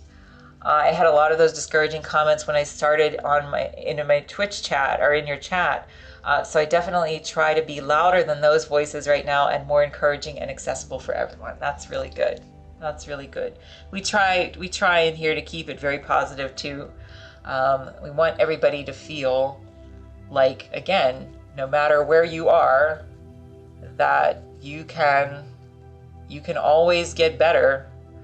And yeah, those voices just need to be we don't have a very high tolerance in here for bullies. so yeah, but I mean, I think that again, that's in the larger art world. I was very surprised actually when I started to share, just a little bit of my experiences, how many people both in here, and then I put a slideshow on my TikTok that I didn't, think anything much of. But just showing, my art from the 40 years and things that I had made when I was in college, when I felt like I was trying to make what my professors wanted me to make, but then it came out, I'll say I learned some, right? But for the most part, I think I came out of school a very lousy artist. And surprised how many people, especially on the TikTok slideshow that I made, said that they had very similar experiences, that they hadn't made art in 8 years, 10 years, 12 years.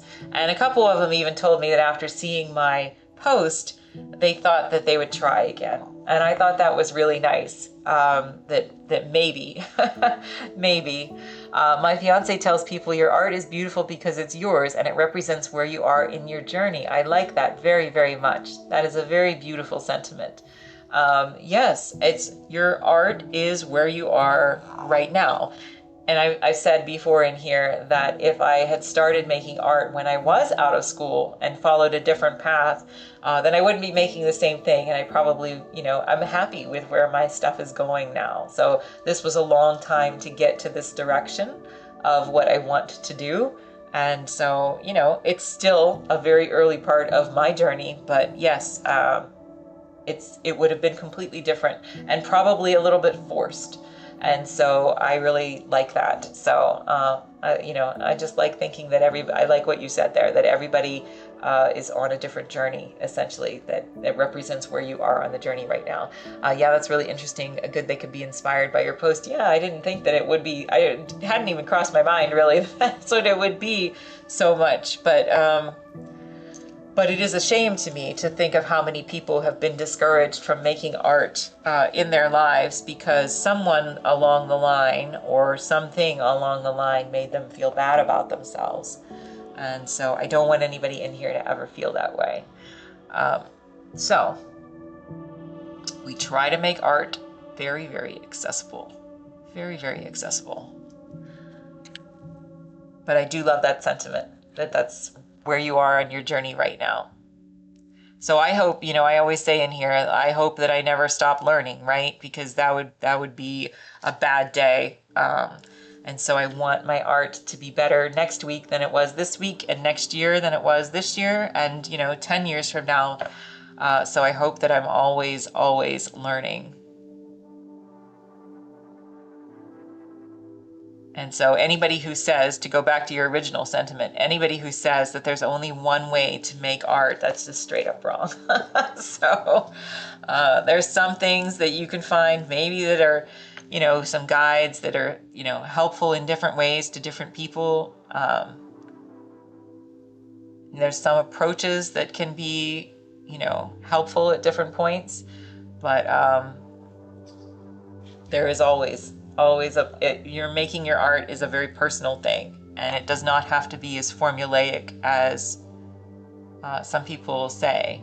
So like one thing I do in here, right, is that I constantly turn my board, and I do that for a few reasons. Part of it is, of course, because it's easier to reach, but part of it is because I want to be able to see my shapes more objectively and my colors more objectively. This helps me to do that. Some people could say that that's a training exercise that I shouldn't have to do anymore, but you know what? I don't care, because I'm going to do it anyway, because it makes my process more enjoyable for me, more accurate, more, more effective. So painting rotating is necessary. I am so glad that you agree. Oh yes, I think that actually that Phil told me that about you, right? He's like, there's only two people I've ever seen do that. It's you and Freakmeister. So I appreciate that very, very much, because I think it's necessary. I don't see what I'm doing by, trying to avoid doing it if it helps me to see better. So I'm just gonna keep on doing it, right? Yeah, I think Phil did tell me, yeah. Yes, but I'm glad that you agree, because I say that and then I try to say it to other people who are in here who are maybe, at an earlier stage of their creating. Like if you're struggling with your drawing, if you're struggling with your painting, just like turn it. Just keep turning it so that, or do it completely upside down so that you can try to see things more objectively. And it will help. It will help.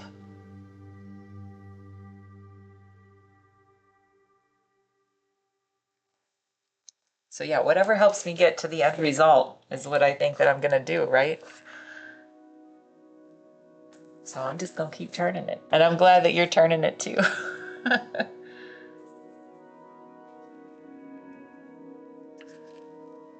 Just gonna put a lid on this so it doesn't dry out. Let's come down here to my little kitty face.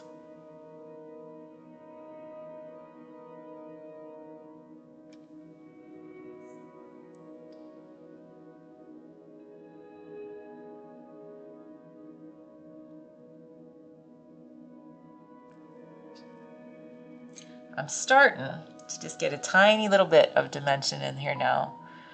Just a little bit. And I'm gonna do something weird later where I glaze back over everything, or a lot of these parts. But that's just my process, and that's just kind of where I have to go to get things done. But in the end, I mean, it looks, I think, when you see my paintings close up especially, all of these are translucent layers of paint, so I can still see hints of them peek through. Even though I paint in lots of layers, there's still a little bit of evidence of each one as I go. I didn't realize how large that ice cream cone was. Are you talking about that 5 foot tall one that I did? Yeah, that was intense. I've done probably about a dozen-ish large cones where they're, at least 4 feet or around 4 feet. But that was the largest one. And I don't think I could ever go larger than that.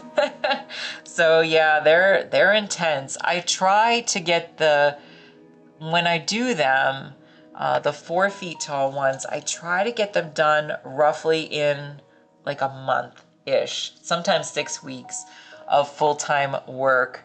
But I find that they're very physically taxing on me. And that one that you're talking about, which for anybody who hasn't seen it, you can go over to my website and see. It's 5 feet tall, and it's a fudge ripple cone. Very, very detailed. I still paint the whole thing with these tiny brushes. I don't use big brushes on them. And so that piece took me, I say in here, it took me 2 years, because it was so big that every time I would go to paint it, I would try for a little bit. I'd be like, I just can't do it. So, so I left it. Like, I would do a little bit and I would leave it. The board was so heavy that I couldn't move it around. So it just sat like against the same wall in a room for 2 years. And I would periodically come and tackle some small part of it. And then finally last fall, I was able to feel like I had gotten my skills up to a point where I felt like I could finish it out. But man, it was intense. You're intimidated by an 18 by 24? Yeah.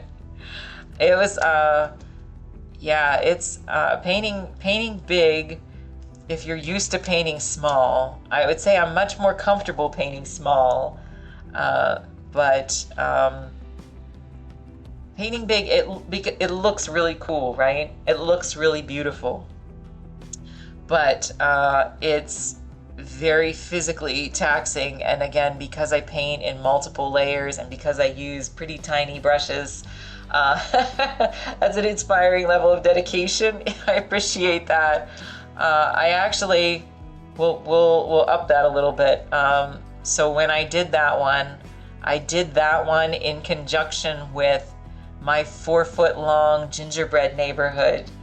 And so I worked, and that one took me I estimate it took me about 400 hours to paint.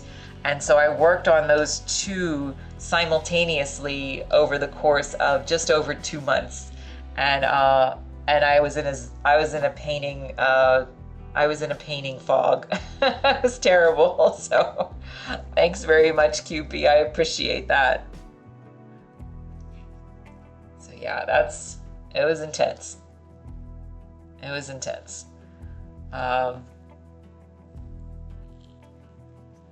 Yeah.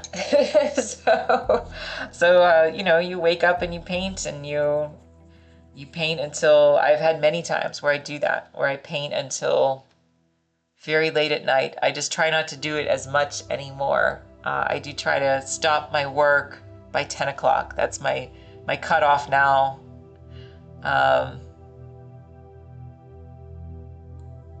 But yeah, it can get intense. But I have cut back. I don't know if you can hear me. There's still an ad break going.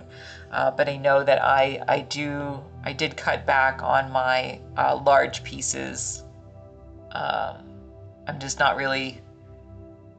not really tackling those right now. They're just too hard.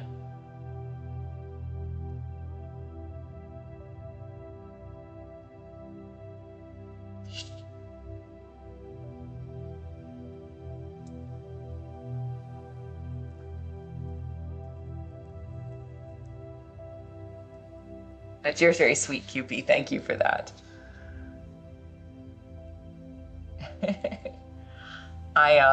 Yeah, so it's just too hard to do. It's just too hard to do the large pieces for me regularly. They're quite expensive to make, which makes them quite expensive to buy. So, because you know the panel itself, like for the 5-foot tall one, that was a custom panel. Hi, Ufier. That was a custom panel, and the panel itself cost me like $600. And then you have to, you know, ship it. So I had to ship that one to a gallery, and that requires special transport. You can't just ship things like that with FedEx. So yeah, it's very, very expensive. If I worked on canvas, it might be different because it would be a little bit lighter, but it's still expensive. Am I muted? Am I muted? I hope not. Am I just being quiet? Maybe. I hope you get that picture perfect brush stroke. I don't put any brush strokes, Ufia. Shipping sounds super fun with that. Yeah, it's not. It's not fun. Using the special transports are difficult. Packing a painting that big. You can hear fine? Oh, okay. No worries. Maybe I was just being quiet, Ufier. Sorry about that. Packing paintings that are that large, packing paintings at all is a pain. But packing paintings that are that large, depending especially on the shipping company, is very, very, again, very difficult and very time consuming because, and expensive because you have to basically, well, what I do is I wrap the whole painting in glassine. I actually wrap it in essentially what's a non-stick like Teflon first, and then I wrap it in glassine because the Teflon paper that I have doesn't have any, it won't adhere to tape, or tape won't adhere to it. So I wrap it in that first, which means I have to lift the big painting and start to flip it around, right? So sometimes I can get my husband to help me with that. But again, you have to wrap it like that. Then I wrap it in glassine. Then I wrap it in bubble wrap. I put a flat piece of first I put a flat piece of cardboard or foam board over it, so over the face of the painting. Then I wrap it in bubble wrap. Then I put corners on the bubble wrap. Then I stick it in a box. This is all a painful process. So those big ones, that's not fun. It's not fun. I've never had anything get damaged, so that's good. But it isn't fun to do those big ones. So I'd much rather wrap a small painting. Hi, Zon Studio. Hi, welcome in. Thank you so much for popping in today. So yeah, anyway, your website is too simple. Oh no, are you a bot? Are you a bot? Hi, Zon Studio.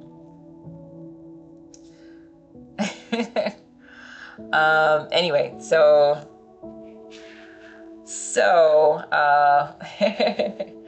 thank you very much to my husband for deleting that. So anyway, shipping is tricky. Shipping is tricky and expensive, way more expensive than you would think that it was. Thanks very much, Freakmeister. I think he was a bot, so my husband booted him, but I appreciate it. Thanks very much. I'm going to go in, and I still have more kitties to do, but for right now, I just want to hop into these ghosts and try to get a little bit going in this middle section here.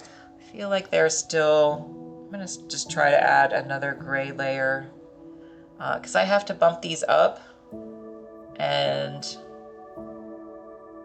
I want to have enough of a gray layer down, because I only put one layer on these before. I want to have enough of a gray layer down that I can come in and make my highlights without having to paint backwards. I always try to paint from at least a mid-tone to a brighter color or a darker color to a brighter color. It's always tough to do something that's white. So, so we'll just see if we can do another pass on these ghosts and let them dry so that I can come back into them later today or tomorrow. We're starting though. Starting to get there.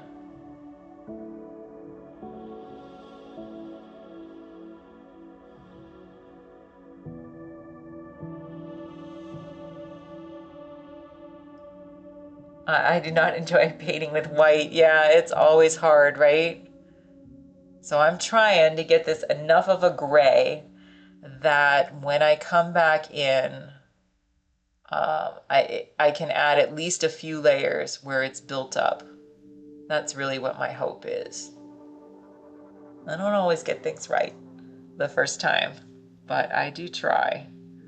But yeah, very easy to make things too light and then not have anywhere to go when you try to put in highlights. So I totally get it. Happens a lot with my ice creams, right? Because ice cream has a lot of light colors. So like this, you know, my final layers on this were white or almost white. But I had to start with a really warm base before I could get it up to that. Otherwise, it would have not given me enough room to build up the dimension. The shadows really help the 3D impression, and now I want cookies. Thanks very much. This is Pew. I really appreciate that. Yeah, we're slowly but surely getting there. Makes sense. Thanks. Yeah. So I try. This is a little bit lighter than I would normally go, but these cookies are like straight up white. So I'm really just trying to get like, you know, kind of a light gray tone on them, and hopefully that gives me enough room. I'll still have to go back in with some really hard shadows or harder shadows, darker shadows around the edges. I didn't want to start with that too dark. I could have, but that feels like that would be overkill for me. So I'd rather start with the middle tone and try to bring that both a little bit up and a little bit down, if that makes sense. But we'll see. I mean, it looks pretty good now. This is, you probably can't tell on the screen where you are, but this is a pretty good gray tone, I think, that will give me enough room to come in and make layers that are much lighter as I go. I'm a glutton for punishment. I always put something tricky in my pieces.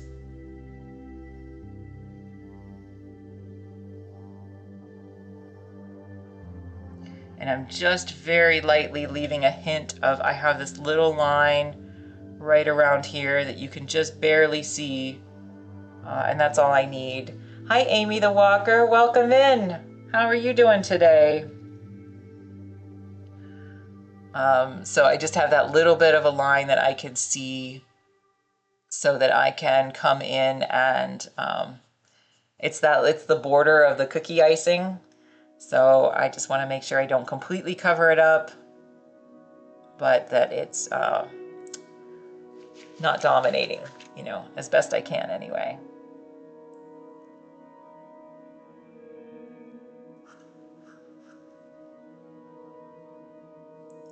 But yeah, all these really tiny details, I I try to, you know, keep myself backed up a little bit for purposes of painting on Twitch. So we'll have to work on big shapes. Sometimes I can do it with the small paintings when I do those really tiny ones.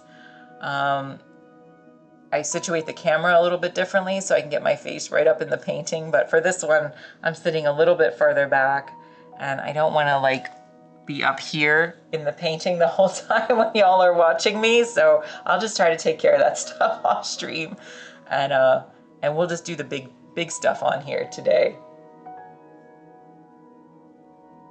Doing good. A few hours ago, I cried like a baby because my friend checked in on me surviving the heat, and I'm not used to people being nice to me. Aw, I'm sorry, Amy. Well, I think we're pretty nice.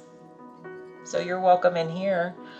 Is the heat really bad? I know you were saying that the other day. So I hope that you're doing okay over there. Goblin posture is part of the process. Well, that makes me feel better than Freakmeister. I appreciate that. I appreciate that very much. Yeah, I know I'm inevitably gonna look weird and wonky on these at some point, right?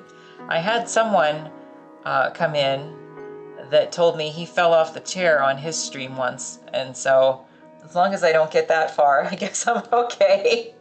As long as I don't fall. I have almost dumped my palette a couple times. I've spilled my water more than a few times, but it stays on the palette. So slightly dehydrated, but okay. How hot is it over there, Amy?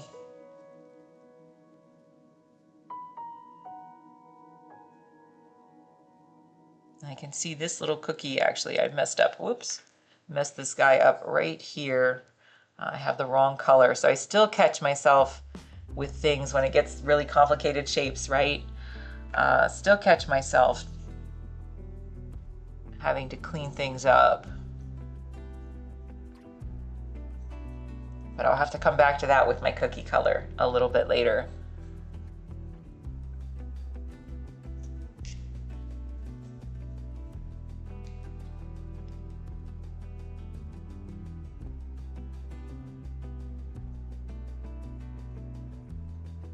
Yeah, on your screen this might actually look like it's pure white, but I promise it's not. It's actually a pretty gray color.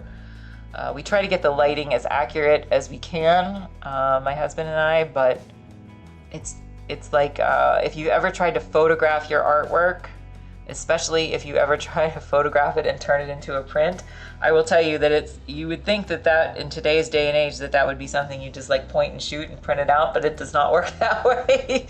So it is always very difficult, and sometimes the lighting in here is not, it's just not super accurate. But there's nothing we can do about it. Sometimes it's even, I find that when I have certain colors on the screen, especially if I try to paint something that's like certain colors of blue, I really have a hard time capturing them in photos and printing them for sure. You have a painting that I've been trying to photograph for weeks now, is that right? Please know that you're not alone. I have struggled many, many times with my paintings.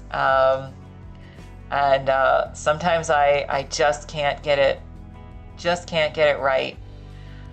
I did a blue popsicle a few years back. I did 3 popsicle paintings. I'm gonna have to call them pops because apparently I'm not supposed to call them popsicles. That's a brand name. We'll call them pops. I did 3 pop paintings a few years back. A red one, a yellow one, and an 86 degrees Fahrenheit. Well, you take care of yourself, Amy, and hopefully you can just kind of sit and relax and just listen to this and chill and watch me paint. I hope that helps at least. But I tried to. It was the first time I guess I realized that anything that I painted that has this color in it is really, really difficult to replicate as a print, and really hard to capture it actually as a photo too. And so that's my phthalo blue, and so I love using phthalo blue, but man, it is hard to get it, and so I had to give up on it. So I gave up on it, on that ever being a print, because it's a beautiful painting. I did the cherry one, the yellow one, those ones are prints, but I could not get my blue one, which was a blue raspberry, which it was probably my most beautiful one of the 3, but I could not for the life of me get it to turn to a print. Sure, maybe there's someone out there in the world who can, but I just had to give up on it because I just didn't have that kind of time. But even when I try to take photos, I find that, I have like a good camera, but I find that the photos are sometimes more color accurate when I take them on the phone, but they're certainly not of like a high enough quality And so I usually try to take pictures of stuff on the phone just to have a color comparison to use when I try to go in and edit my other photos. So yeah, it's hard. It's not, you really would think that it would be like point and shoot and you're done, but I don't know how some of these people, you know, put out as much as they do. Maybe I'm just too picky. But yeah, I find it very hard. I find it very hard. So I empathize. The blue values in your painting are showing through way too much in the photos. Is that right? Yeah, it's weird, right? I tried a long time ago to look up like why that was happening and how I could compensate. I would say I'm better with it now. But I still don't think I'll ever get that blue popsicle to go. So I will bid you good stream and catch you later. Thanks so much, Solar. I appreciate you popping in too.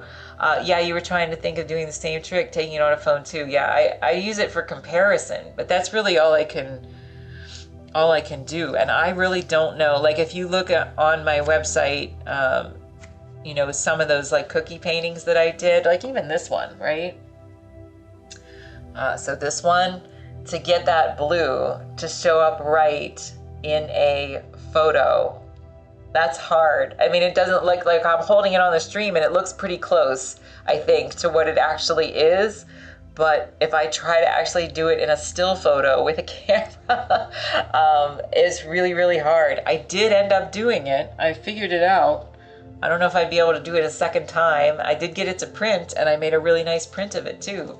But it doesn't always work, and sometimes I get it a little bit wonky. So I've had to learn to go in and mess with some of the settings that I have to experiment with to try to get it right. But yeah, not easy, and shame that I will never probably get my blue popsicle painting to go, or blue pop to go. So anyway, that's all right. Maybe the more modern cameras, I don't know. You know, there's very, very high quality cameras that are out there now that are much more sensitive. Maybe they would be better for the blues, for the colors to be more accurate. I really don't know.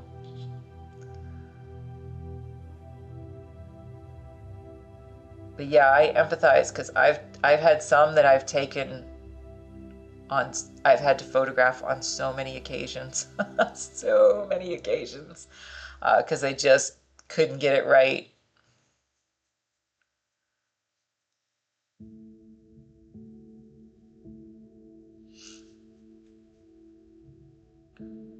I'm gonna see if, yeah, that's still wet.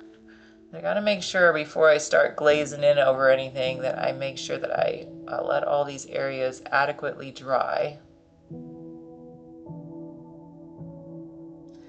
I'm so scared. The weatherman said the heat index will be 114 tomorrow. Holy moly. That's terrible. In South Carolina? Boy, that's bad. I can understand that in Florida, but that's terrible. Do you have air conditioning where you are, QP?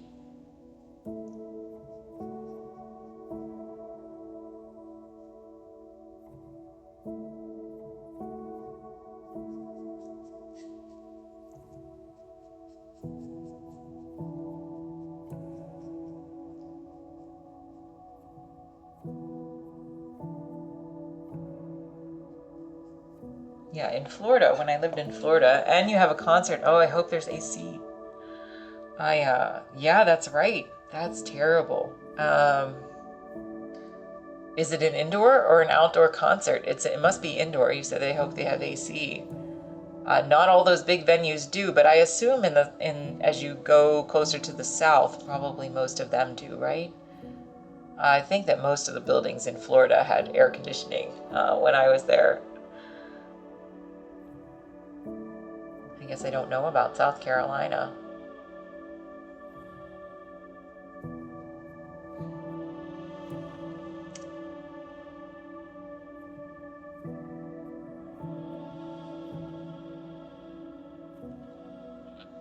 So again, I'm gonna have to go in and do like these little facial details.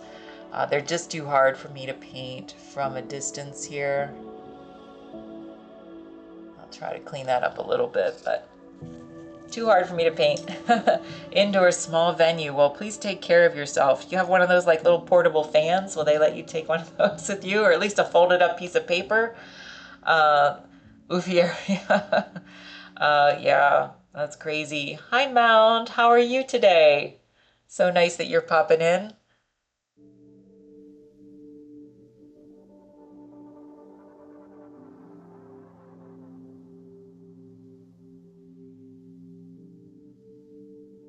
We're just continuing on our cookies, Mound.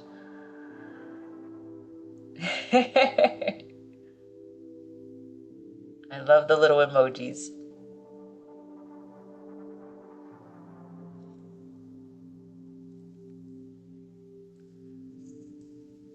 So I'm just going to try the best I can to kind of clean a few little things up as I go from a distance here. Like I said, I have to clean those up when I get closer. Thanks so much, Mound. I appreciate it.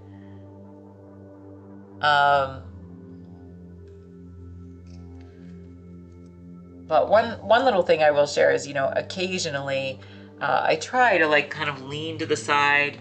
I keep these as very thin layers. If I have a really big chunk of paint that I happen to miss, which I don't love in my paintings, if I let it fully dry, I can actually sand it back just a little bit. And so occasionally I do that. I try not to be too obsessive about it. I used to be crazy with it. When I did my oil paintings back in the day, I would actually sand the entire painting each time I put on a layer of paint, which was crazy. It was beautiful, but it was crazy. And I did actually do that with several acrylic paintings too when I was starting with the acrylic. I don't do that now. But occasionally I do try to, at least if I have something that I feel like that it's distracting, if it's too distracting from the whole piece, then I will occasionally sand something back. So I say that because I'm at a distance here and I can't see quite as well as I would if my face was up in the painting. So we'll have to double check that later on. And mostly that's because it's not so much even the bump of the paint that I don't love, it's the shadow that it casts, because I want things to look very convincing. So if it has anything that I feel like detracts from its convincingness in the end, then I try to get rid of it. But again, I try not to be obsessive about it like I used to be back in the day. So.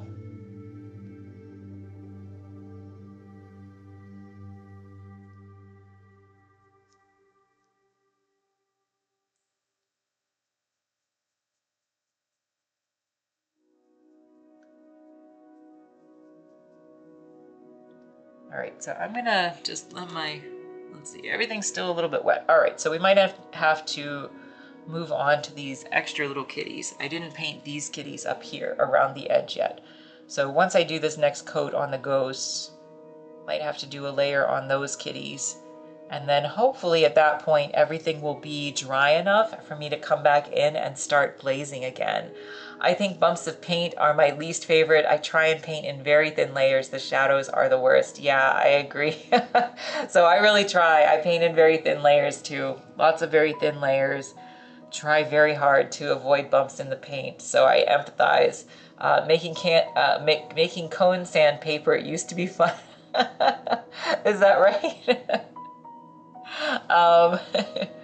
That's funny. Yeah, so I try not to be obsessive, to get the small bumps. Yeah, like this, like when I fold this up, that's what I do, right? I fold it up into a little thing, and then try, just as Mal described actually, to get the little bumps. So it gets a very tiny little piece. I wet it down, and I just gently sand it, because if you rip into it, into your painting, you will make a hole in it, and you don't want that. And I've done that before when I got a little bit too crazy. So I try very, very hard not to do that anymore. Don't want to make holes in the painting. You can build it back. Everything's always fixable, but man, it is a pain. So I try to do this with great trepidation, only when it's very, very necessary.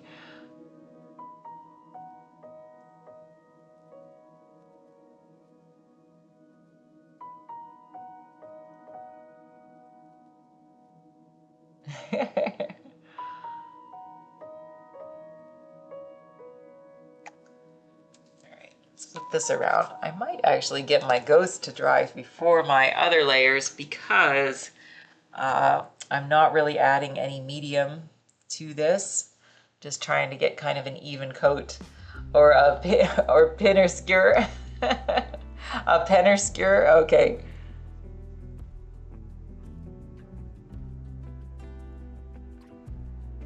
Yeah, just great trepidation. Anything you do that is, you know, trying to fix something, just my humble advice is do it with great trepidation. It's never going to be as, I read this a long time ago, I remember, and there was a little blog article from a painter when I was trying to really to get my paintings to be like ultra smooth, right? And so I remember reading this from his blog, and he was a really wonderful trompe-l'oeil painter, and he said that essentially he just had to, I'm going to paraphrase him, but essentially he just had to be comfortable with some, you know, things not being exactly as he wanted them to be, because it just wasn't humanly possible to get them all that much, so that smooth. What kind of medium? I've never used any, so I don't know much about them. So I use golden heavy body acrylics for most of my paint. I do use golden liquid acrylics when I mix paint in my little containers here. So this is liquid acrylic, but they're essentially the same colors. They're just, this is a liquid version, that's a heavy body version. The heavy body version I keep here, and then the medium is a golden satin medium. That's what I use for my acrylic medium. I don't use water in my paint. I only keep water on my palette to wash my brush. So yeah. So I always put, if I don't paint this with, like right now I'm just using the straight paint because it's the liquid paint and it goes on pretty thin. They call it fluid paint, not liquid paint, but I call it liquid. But it goes on pretty thinly and moves around enough for me. I don't have to add the medium to it, but for every other thing that I do in my painting, I always add my medium mixed in with my paint. So yeah, for me that helps to just be able to manipulate the paint a lot better, to make all my layers a little bit translucent, because that's what I like. And it also helps to keep the painting very, very solid, as opposed to using water and maybe, you know, risking the paint not being as solid, so, or as sturdy, whatever you want to call it.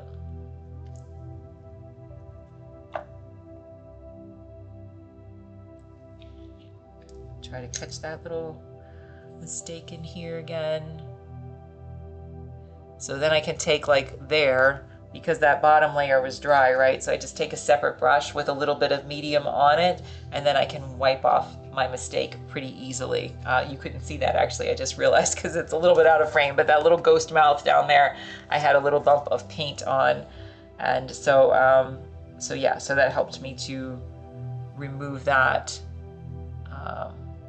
much easier than trying to scrub it off with water.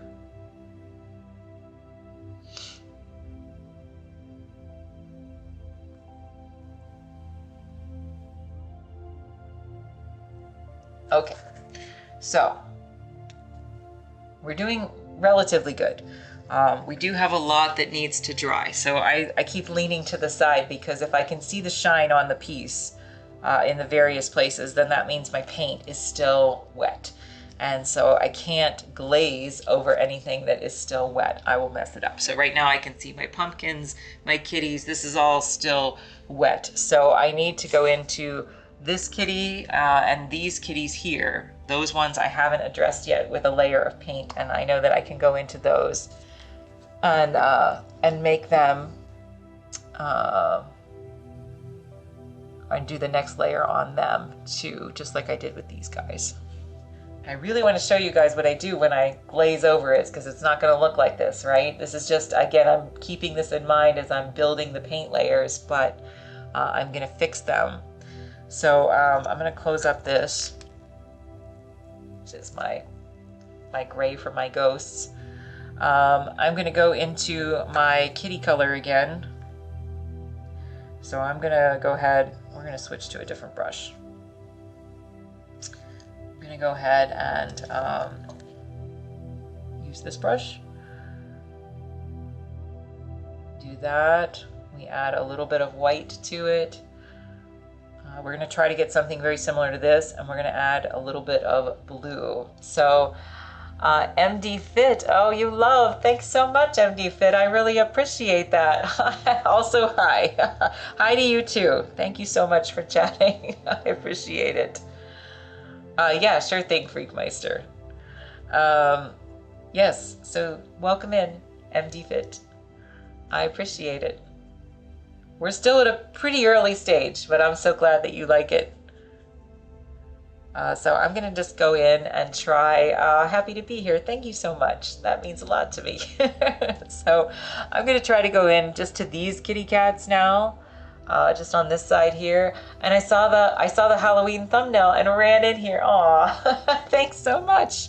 I appreciate it. Yes, we're doing a very cute, whimsical Halloween, because I can't handle the spooky stuff. So all my little faces on all my little ghosts and whatever, they are all smiling.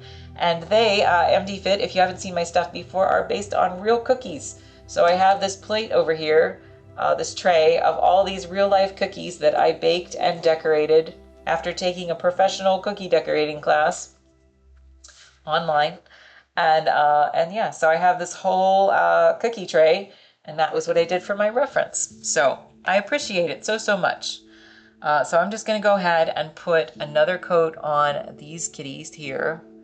And then after this, when they dry, I will come back and I will actually glaze over them. So they will not be this light in the end, but this is how I build up my dimension.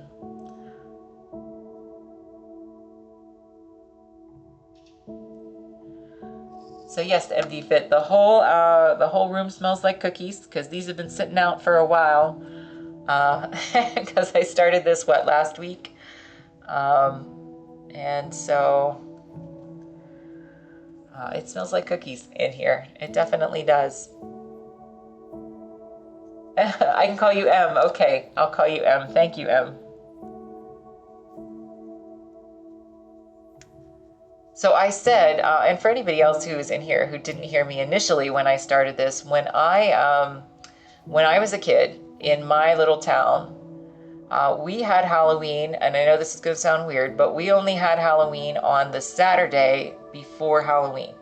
So if Halloween didn't land on a Saturday, it didn't matter. We had it on the Saturday before Halloween, and everybody in town would march in the parade downtown.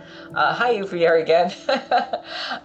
Yes, everybody would march in the parade downtown, and then we would all go past the judging station. They had judges for the parade. And then we would go through the fire department and get a cookie and a 50-cent piece and an orange drink. And then we would go trick-or-treating, and it would be broad daylight, and everyone would go in one big procession through the town, usually pretty much in order. And so it's broad daylight, and one lady in the town used to, for her treat, she set up a cookie decorating station on her front porch. And so when you went to her house, you would get to start at the front of the cookie table, and you'd pick out your cookie, and then you would go through and you'd get to decorate it with frosting and whatever you wanted to put on top of it. So that was part of the reason why I wanted to do this for Halloween this year, is to make a plate of cookies, so that, you know, it would capture kind of that joyful nostalgia of Halloween, at least the kind that I remember. So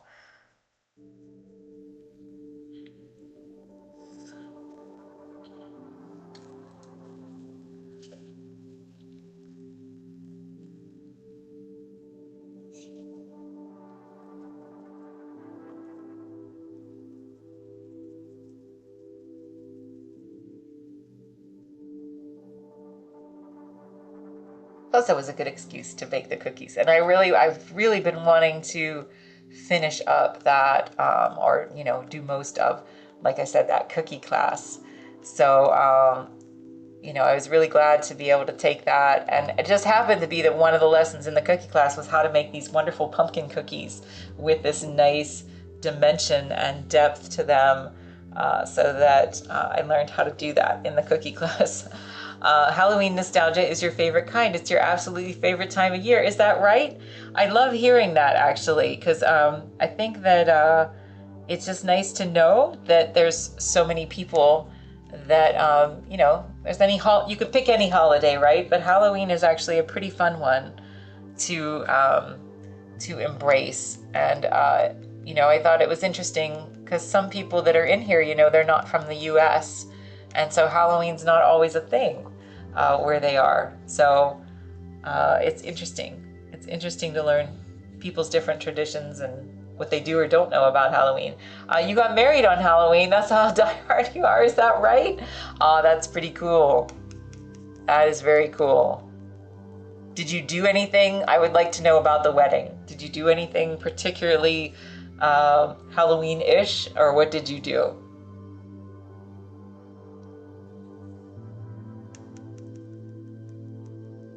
So I'm just dispersing this paint a little bit. Again, we're gonna try very, very hard to not have any brush strokes in this by the end of the piece. So it'll take me a little bit to get there, but we are gonna try. Let's try this little face here.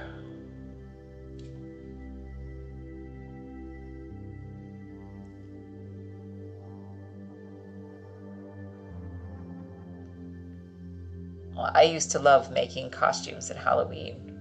That was one of my favorite things. I really looked forward to it every year. Actually, no, everybody expected me dressed in black with like orange and black, but you actually went for old Hollywood glam dinner party. How cool is that? Well, that's still like Halloween, right? I mean, I think that kind of nostalgic style, we can still say that that's Halloween, even if it's not like themed with pumpkins and stuff. But I love that, the Hollywood glam dinner party. That's very, very cool.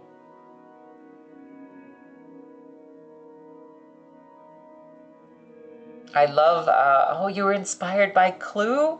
Is that right? I kind of love that, Em, because, you know, I have a story about that. When my husband and I met, he was my trainer at Disney World. And one of our first dates, because we've been together a long time, one of our first dates was to go to the video store to find something we were going to rent.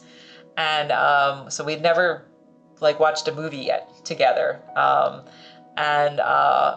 And I picked up Clue and I said, how about this one? And it ended up being one of his favorite movies and then mine too. And so it was one of the things that, you know, kind of made us feel like we were on the same wavelength. So yes. So if you don't like Clue, then you should, you know, give it another chance.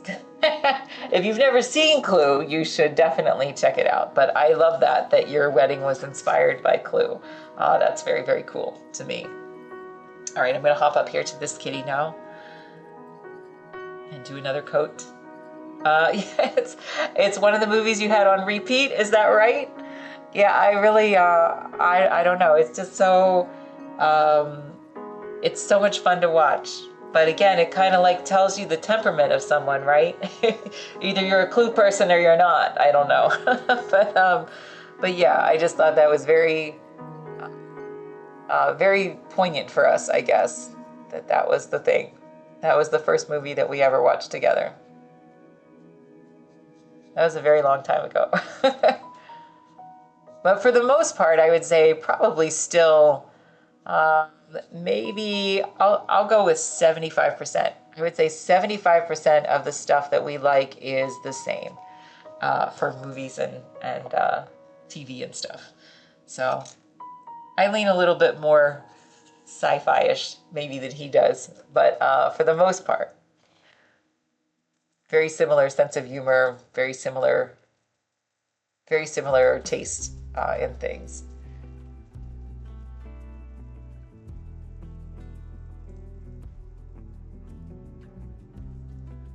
Do you mind if I ask you, like just, you know, you can describe a little bit of the wedding, like where you had it, or you don't have to give a specific place if you don't want to, but just like the type of the venue, or the things that you made sure that you included that gave it that Hollywood glam look.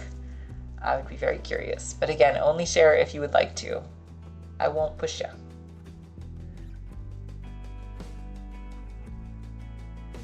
So this is just a nice way, you know, for me to add a little bit of medium to this kind of rough brush, and really kind of disperse this paint a little bit softer, so that it kind of tapers out at the edge, so it gets rid of all of my brush strokes. It starts to take on a much more natural look. I'm a little bit out of frame, I can see that, but there. But it starts to take on a little bit more natural of a look.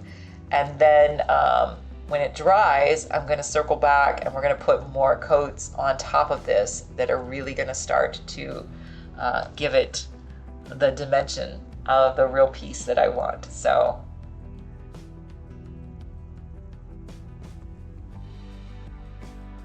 because we're aiming to elevate these Halloween cookies to really high realism. It's just going to take a little bit of time to get there, but that's what we're trying to do.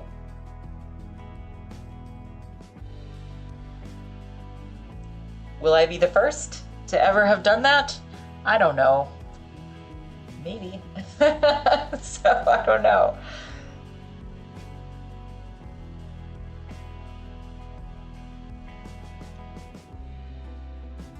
Got one of those big globs of paint that I was complaining about earlier, but that's okay. I could wipe it off.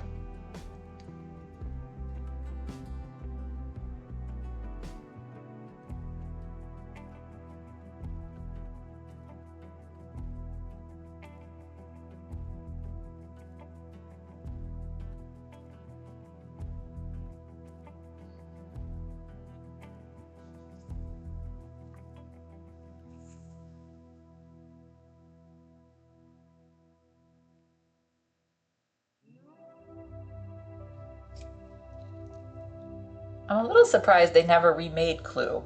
Like, they didn't, right? Nobody ever remade Clue. Maybe they just thought it was so good as it was. They never revisited it. You're in Philly and there's a restaurant downtown that has a beautiful greenhouse. Oh my gosh, with plants and string lights everywhere. We filled it with candles. All my flowers were black, wine, terracotta. Oh my goodness, Em. There were old brass candlesticks and frames holding photos of loved ones that had passed. And it was a 4-course sit-down wedding. No dance floor. Yeah, I figured it was plants, not pants. No dance floor. That's interesting. Did you choose purposely for that, to have no dance floor? That was part of the experience, to just have it be a big sit-down, you know, as your preference? But I love that. Oh my gosh, I love that whole thing.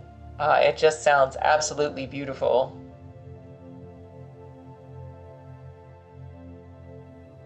If I ever get to travel back in time, Em, I might have to pop in on your wedding reception, because that just sounds really beautiful.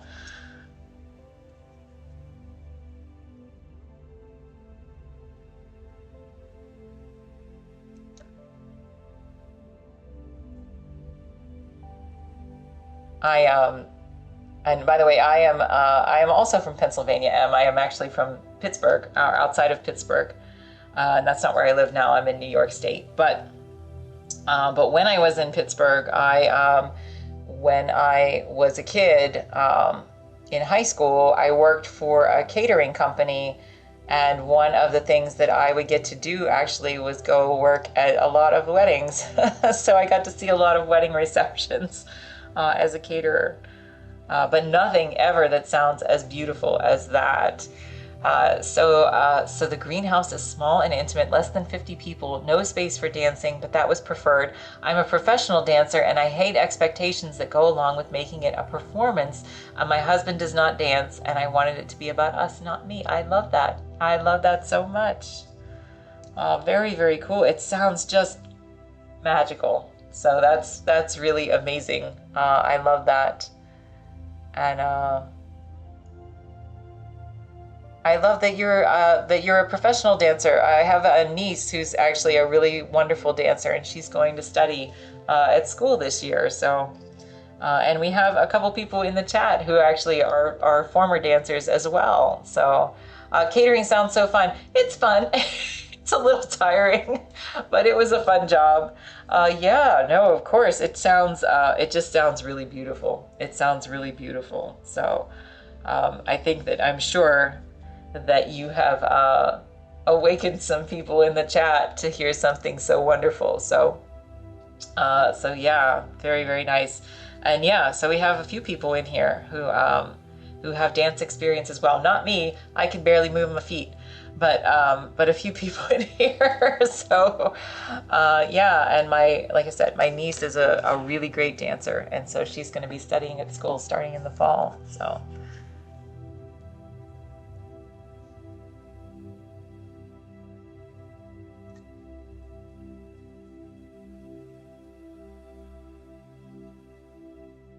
Yes, in PA, yeah. On the west side of PA, but yes, in PA.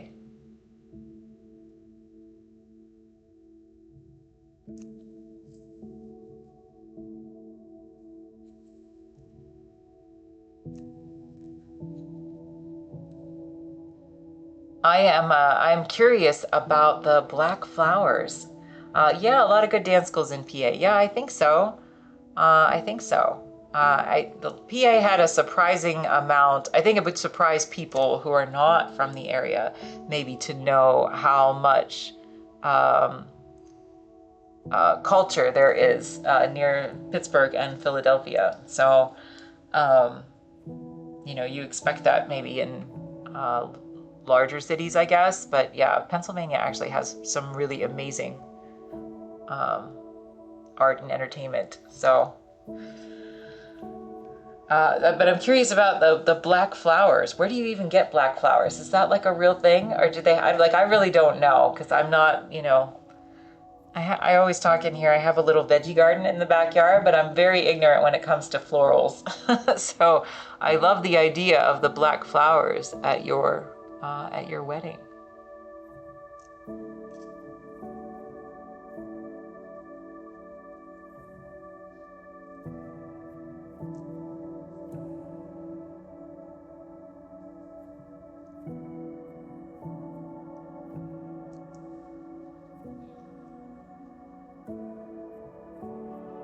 And also, if you don't mind me asking, is there a specific kind of dance that you specialize in?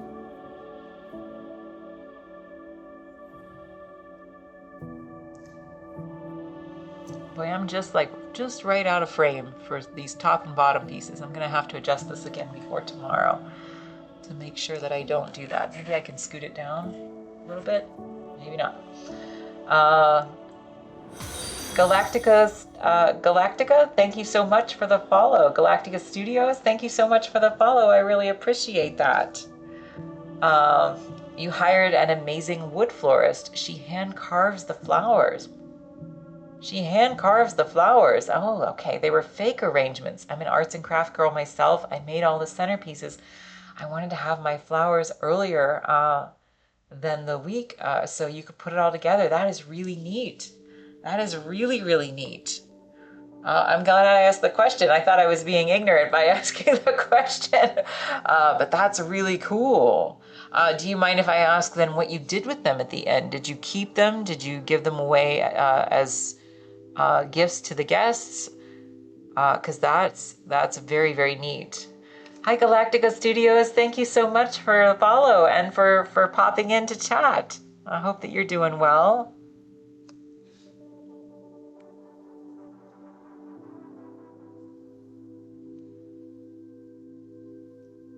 All right, I'm gonna hop in here and just do a little bit on this guy's face.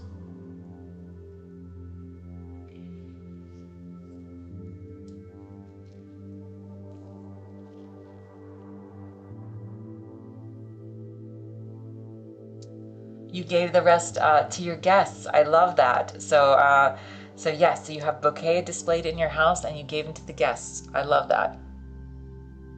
Very, very cool. What a very unique thing. So I'm going to tell you that after all of the weddings that I catered as a kid, and various ones that I've attended, I've never heard of anybody having wooden flowers, and I love that. I love that. Very, very cool.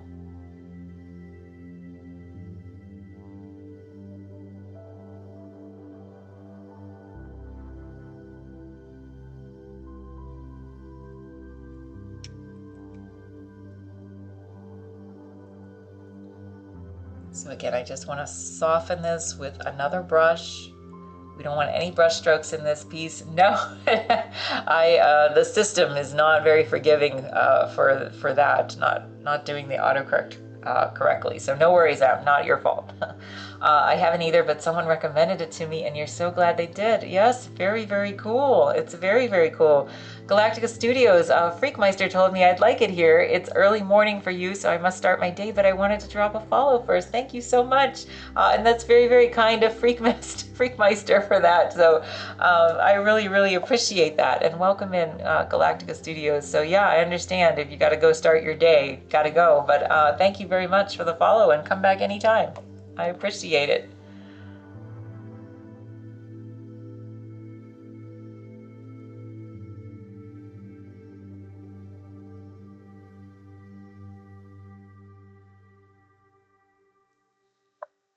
All right, so this little guy's starting to take shape, but again, I'm going to have to go back in.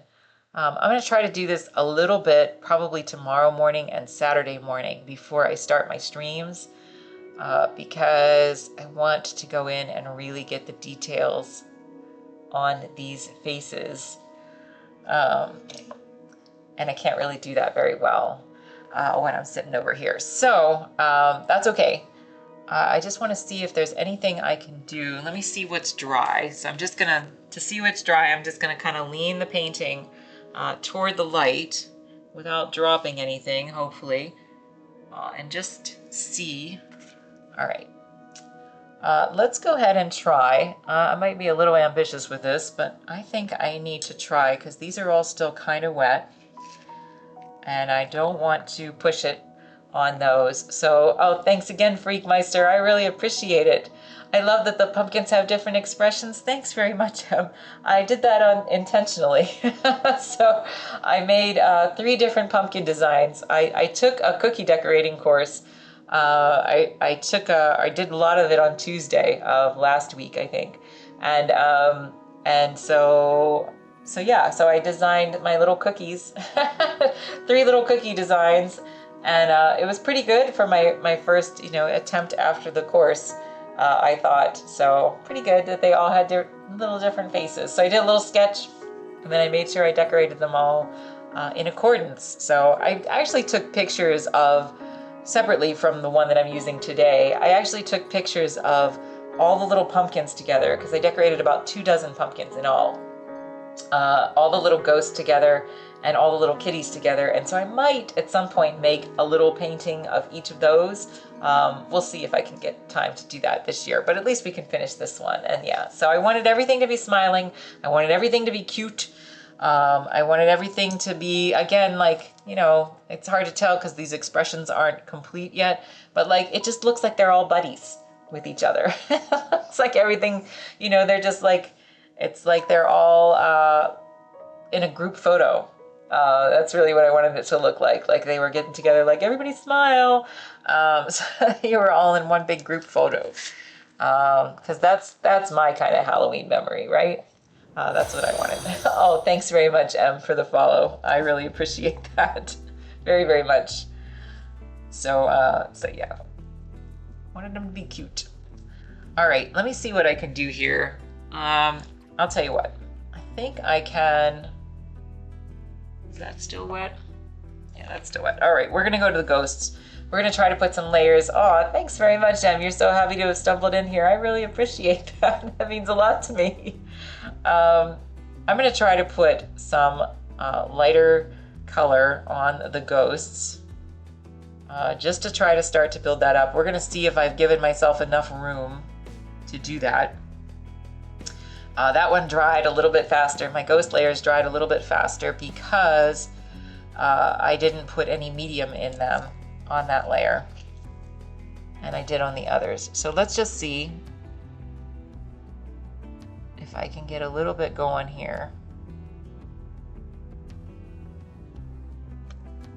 I don't want that to be too heavy, so let's just knock that back a little bit. So what I can do, this seems to be okay. What I can do is try to put this layer in and also maybe a shadow layer around the edges of my ghost.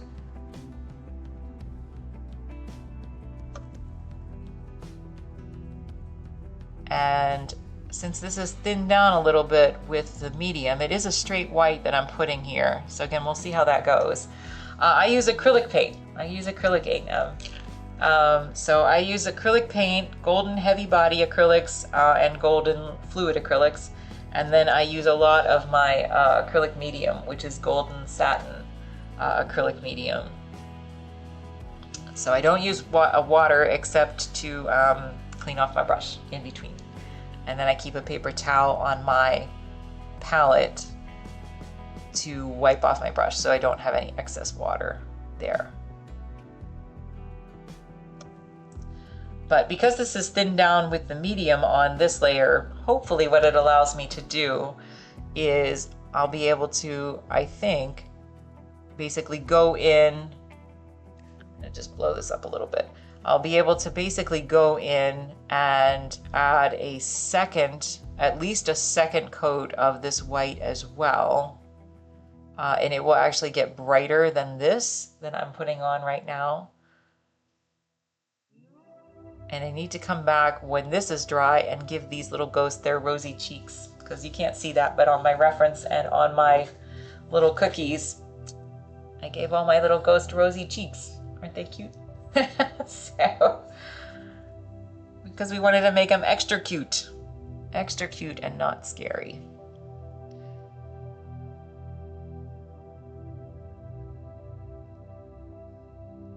And there's certain things I want to pay attention to. I'm not going over this whole thing, but like the way that I did this was I actually let a little kind of hollow space around the eyes when I made the cookies. And so that allowed me to put the black dots for the cookies kind of sunk in a little bit. So you can see them. They're a little bit sunk in, and then yet they're a little bit raised. So they have a little kind of a divot around them. Janica, that looks so 3D. I keep waiting for the ghost to press against the kitty while you paint. That's very sweet. That's what we want. We want to anthropomorphize it, right? That's the word. I always am afraid I'm going to mispronounce that. We want to anthropomorphize these cookies, give them life so that you feel like they're going to just start, cuddling up against each other because they're just so darn cute. I appreciate that very much, Janica. So right around here, I'm just going to keep this very light area around the eyes, and I'll come back to it and kind of deepen it to make them just a little bit more sunken, so that they have that little divot that's in my frosting. So there's a lot of things that I'm going to be doing from this point forward as I go that are going to help to add to the realism of the piece. And so some of that's going to be acknowledging some of my frosting faux pas, but it will add to the realism eventually, I think. Thanks, Janica. May I ask what kind of music you listen to? So I will say I like a lot of different kinds of music. I'm very terrible at telling you what they are. I generally just kind of adapt my husband's playlist for the most part. I like 90% of what he has on his playlist. I like a lot of old music. I like a lot of, I don't really know much contemporary music. So, I will admit I don't. But I like a lot of 80s and 90s stuff. I actually like a lot of 70s stuff. And, but and I like a lot of things that are, kind of oddball things. The only thing that I don't like, it's probably easier to say what I don't like. I don't like country. I don't like any country music, with the exception of like maybe 2 songs. So, I used to listen to on the way to school when I had like a long drive, because I used to live like 45 minutes from my school when I went to college in Central Florida, and but I would listen to anything from Broadway tunes to classical music, to whatever was on the radio at that time. There are 2 country songs in Mr. Kim's playlist. Yeah, he has a few more than that. I just think they're really silly, so I don't really like them. So, yeah, I don't know. It doesn't jive with me.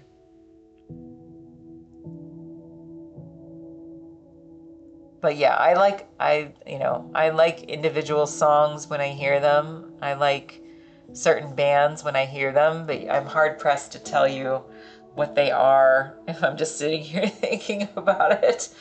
I appreciate the eclectic taste. Yeah, I appreciate a wide variety of music. I do.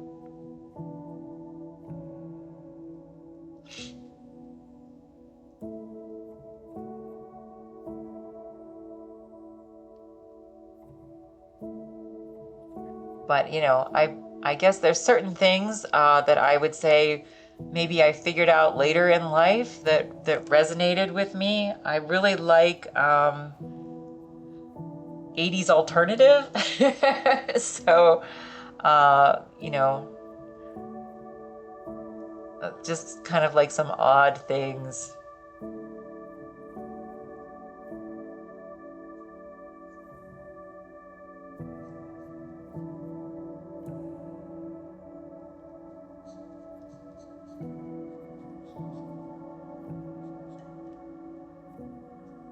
I mean, I can say things like, I can make comparisons. I sound really ignorant, right? My favorite musical probably is Les Mis. But I've mentioned in here that I also got to go see, and I have soundtracks for things like Joseph and the Amazing Technicolor Dreamcoat, and things like that. Do you like Les Mis? Just stop at Les Mis, that's it? I was just listening to the Les Mis soundtrack in the car, is that right? That's really funny. I had a Les Mis CD when I was saying, that I would drive to school on that long drive. And I remember I still have the CD, but the case, unfortunately, Florida was so hot that it actually warped my case. So my Les Mis case melted in the heat in the car. I didn't know. I left it out on the seat one time. That was a no-no. But yes. So I like Les Mis, and I've said before, that when I was young, I like in high school, I Drink With Me Makes Me Cry once a week. Is that right? When I was in high school, I did a lot of, I took voice lessons. I can't dance, but I did perform. So I was in a lot of plays, and I did voice lessons, and I sang a lot, for various things. So yeah, I Dreamed a Dream, is a wonderful song from Les Mis, right? I Dreamed a Dream, and what is the other one? It's been a while since I listened to it. What's the one that Eponine sings?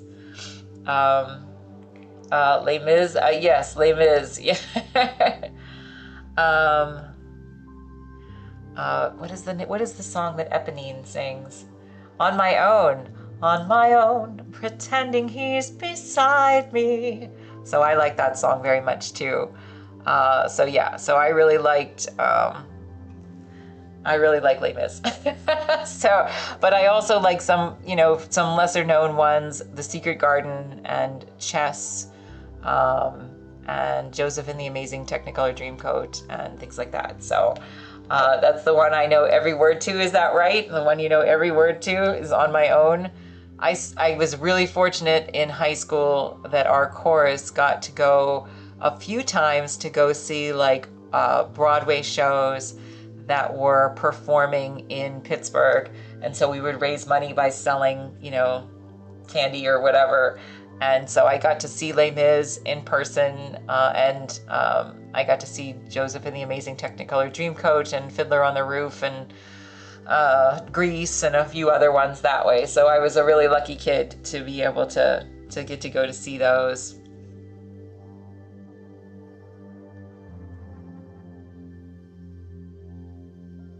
So yeah, I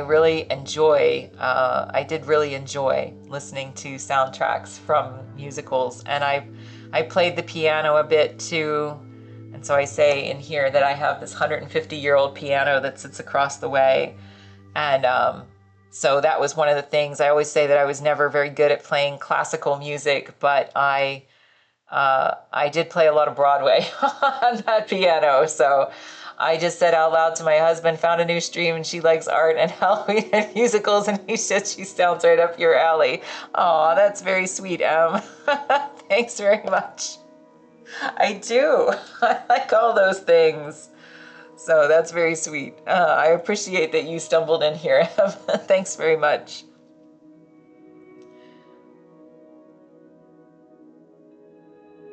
What is your favorite musical? If it's not Les Mis, since you were just listening. I stream 4 days a week. So I'm here Mondays, Thursdays, Fridays, and Saturdays. I say I'm going to start around 2 p.m. Eastern time, but I'm usually a little bit late, either because we have technical issues. Sometimes we have a hard time. It always starts up, but it's always a little bit late. And then sometimes I just get caught up on other things. But most of the time, I try to start around 2 p.m. Your favorite is Mamma Mia. I believe that Cupie in here, that she said her favorite musical is also Mamma Mia. So you're an ABBA obsessed woman, is that right? That's funny. It's a good musical. It is a good musical. I never had an opportunity to see that one in person, but I have seen the film, of course. So yeah, it is a good musical. And I do love the ABBA songs. So totally understand that. Yeah, there was like a craze when I was like a kid in high school, at least among, you know, us nerdy musical types, that there was this rise in kind of obscure musicals. And so a lot of them that I really still enjoy. The soundtracks for Rent was also a good one that came up sort of around that time. So yeah, I enjoyed listening to all of those soundtracks back then. What can the musical be from a movie? Yeah, of course, Jenica. What is your favorite musical? Dem says, my bachelorette party theme was Till Death Do Her Party, and it was disco Halloween theme. Is that right? That's very cute, very, very cute. A Nightmare Before Christmas. Oh, that's a great musical, actually. Great musical, Jenica. Yeah, why can't it be? Why can't that be? That's a wonder. That has wonderful music in it. I like that very, very, very much. And perfectly themed, right? Perfectly themed for today in here. Anybody else out there? You want to share your favorite musical? It can be a movie. It can be a live musical.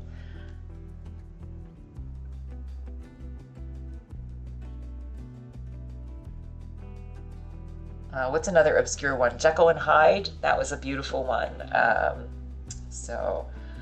That was another one that's kind of obscure. Danny Elfman is one of my favorite composers. Yeah, he's brilliant, right? He's unreal. That's what Em says. Yeah, he's absolutely brilliant. And he did the voice, I think, of Jack in the movie, right? Danny Elfman? I'm pretty sure. I don't know if that was the original plan, but I'm pretty sure he did. Oh yes, Rocky Horror. Rocky Horror, yeah. Janica, is that right? Am I right in saying that he did the voice of Jack Skellington?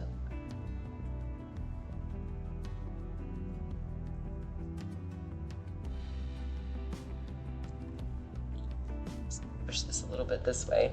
So I'm going off screen again. The singing part. Oh, just the singing part, not the speaking part, Freakmeister, is that right?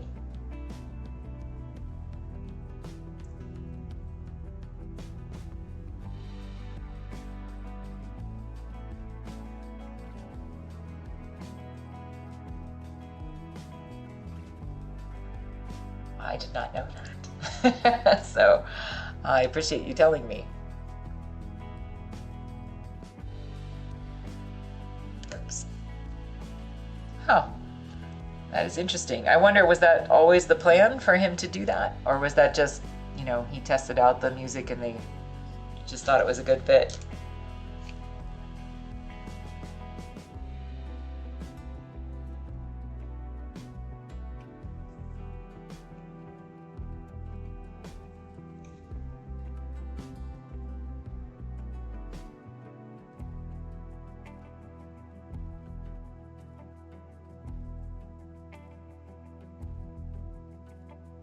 I think so. He was the lead singer in his band, Oingo Boingo. Was he? I didn't know that. I feel like that's something I really should have known, but I didn't know that. Does anybody else in here know that? Am I the only one?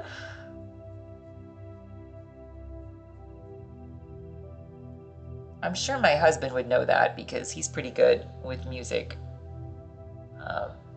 Huh. I did not know that. How about that? That is a fun fact. I'm gonna have to ask him if he knew that.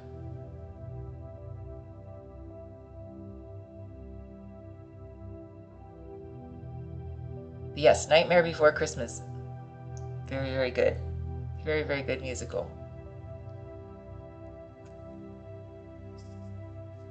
I like the animated stuff from Tim Burton myself, much more than I like the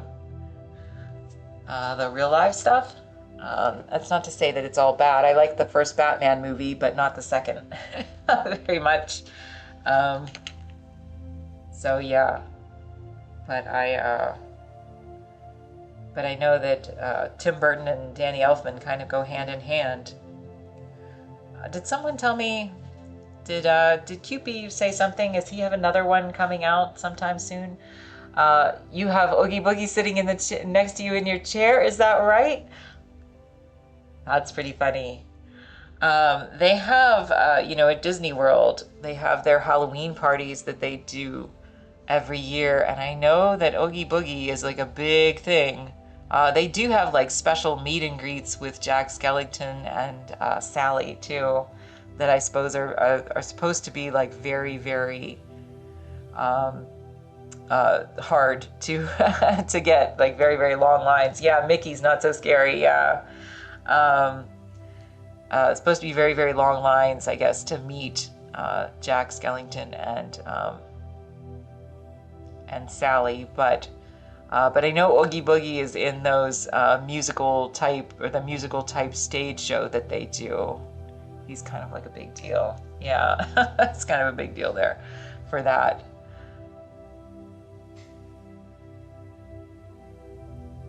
I've actually never been to one of the Disney Halloween parties, but my husband worked a number of them years ago when he worked at Disney, and so we often will catch up on things and watch, you know, YouTube streamers and such that are showing some of the old things from Disney, including the Halloween parties.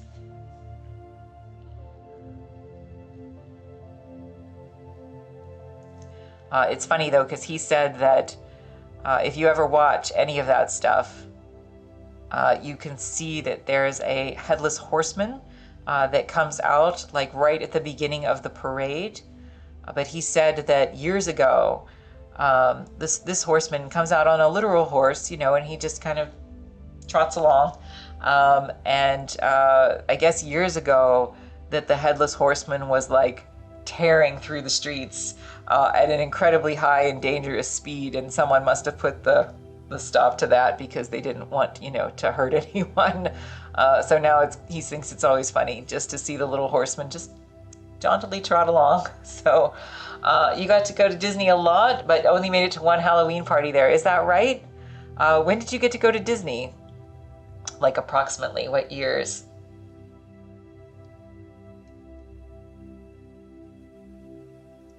Yeah, I tell stories in here occasionally, about our time living in Florida, because both of us worked at Disney, but he worked there for most of his career. So he worked there for over 20 years, almost every year over the last 30. Is that right?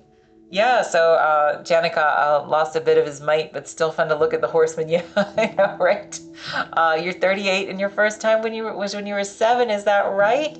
That's very cool. Well, so then my husband was working there at some point for many years. I'm trying to think, would I have been there? Maybe. Yes, I guess I would have been. So I worked there in the late 90s and early 2000-ish, like up to 2001. He worked there up until 2012. So yes, so he worked in a lot of different positions all over the parks. And so he would have definitely been there at some point there. Your mom is an annual pass holder. She's obsessed and does day trips from Jersey to Orlando. Is that right? That's nuts. That's funny. I've seen people who do that they go on on daily trips. Yeah, so so it's a big part of your life. That's very, very cool. Yeah, so my husband, he worked in lots of different places. I worked at the studios. Yeah, it was fun. It was fun to work there. It's fun to have lots of good memories from lots of different things, and have lots of different experiences there. I worked at the studios when I started on the college program, which was like an internship program, and that was where I met him. And I did that at a few attractions there, like the Indiana Jones show and Star Tours, and where else? The Hunchback of Notre Dame show, Honey, I Shrunk the Kids playground, and then some of the events. So I did that, and then I worked as a caricature artist and a silhouette artist for a couple years, about a year and a half or so. So I worked as a caricature artist at Animal Kingdom not long after it opened in the late 90s.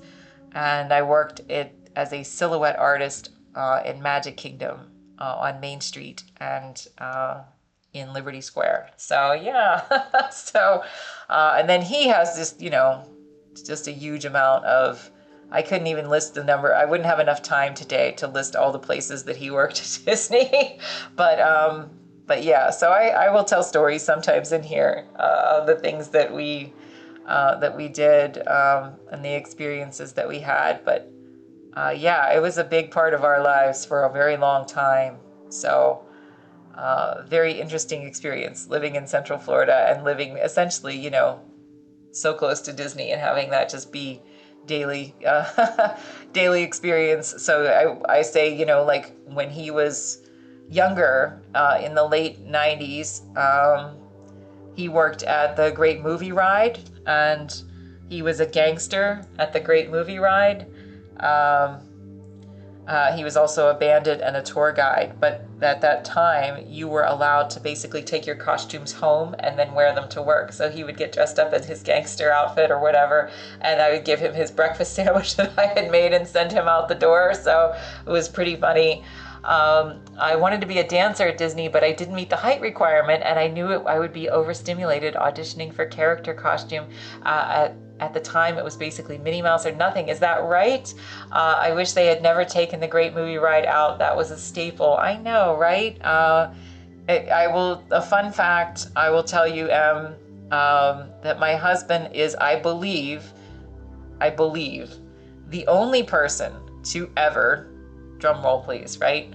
The only person to ever have worked every possible role that you could work at the movie ride, meaning that he was a gangster, a bandit, a tour guide, a trainer, a manager, and an area manager. So he actually progressed all the way up through. He moved in various places around the various parks and then came back and finally was the area manager for that area. So yeah, so he had he had a lot of he has a lot of movie ride stories, a lot of things. And, I stay in here, that years ago there was a hurricane that was coming through, and we got to go to the parks to help. They call it a hurricane ride out, and you're supposed to basically sandbag all of the attractions.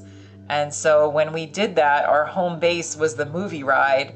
And so we slept at the Great Movie Ride. I actually slept in the break room on a squeaky table, which kind of drove everybody else in the break room crazy. But yes, I slept in the Great Movie Ride on a table during the hurricane, which never actually came, by the way. So yeah, so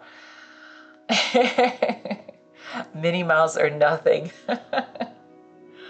Yeah, so anyway, strange little things. I would tell everyone that story. Running to Lurkmore, dinner's ready, but I'm still here in the shadows. It was really nice meeting you. Thank you so much for hanging out. So enjoy your dinner, and I hope to see you again sometime, okay?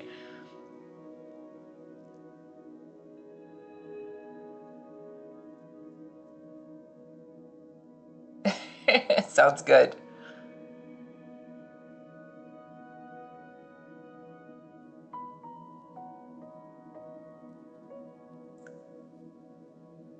Well, that was nice. I always enjoy when something comes back to me. I'm happy to tell Disney stories. I don't know if it's pleasant all the time. I think so. They're fun for me. It's fun for me to remember what things were like back then, and just weird little things of, like I think Freakmeister was reacting to me sending off my husband to work in his gangster outfit.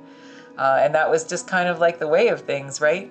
That's like the way of things in Central Florida. You would see people out and about, often wearing their costumes from work. So I didn't love my costume when I worked as a caricature artist, as a silhouette artist at Magic Kingdom, though, because the dresses that they made me wear, both areas, were like 50 pounds, and it was like 100 degrees outside. It was incredibly hot. So not my favorite. Not my favorite thing. They do not make them do that anymore, though.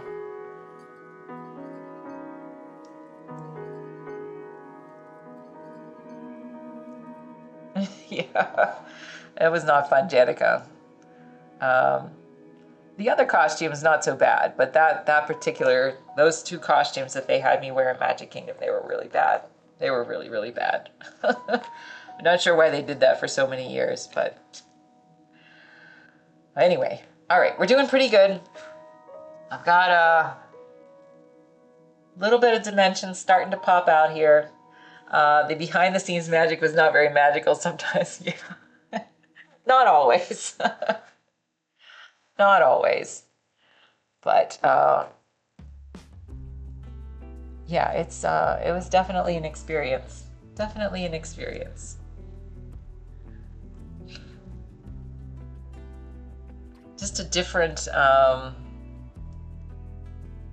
like I could hear from where we lived. We lived fairly far, like 15, 20 minutes to the parks. I could often hear the fireworks in my yard and through the windows. So it was close by enough, that it was definitely a big part of our lives. Whether he was actually at work or not, it was still a big part of our lives just to have that around.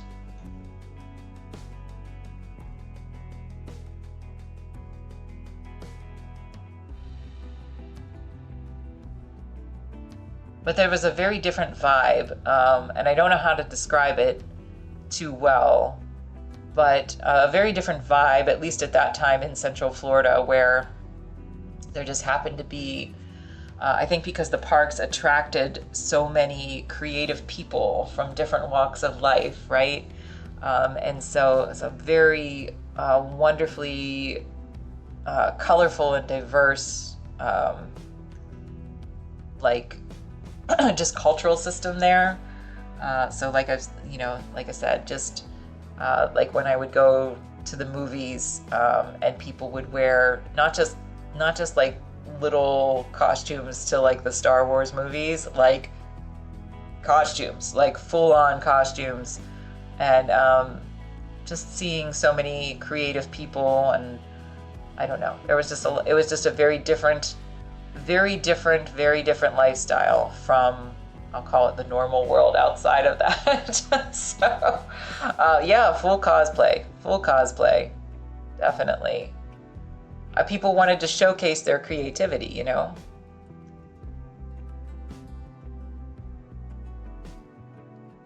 And they do something, you know, they do that even when they would go to the parks. They would have a lot of events that would attract the people who worked at the parks to go to the parks, and they would often don costumes for that. Don't have that cultural reference here. Yeah, it's very different, and we don't have it up here either. This is, you know, like I said, I'm in New York State. Maybe if you're closer to New York City, you might have something more like that. But up here, you know, just a very different way of living.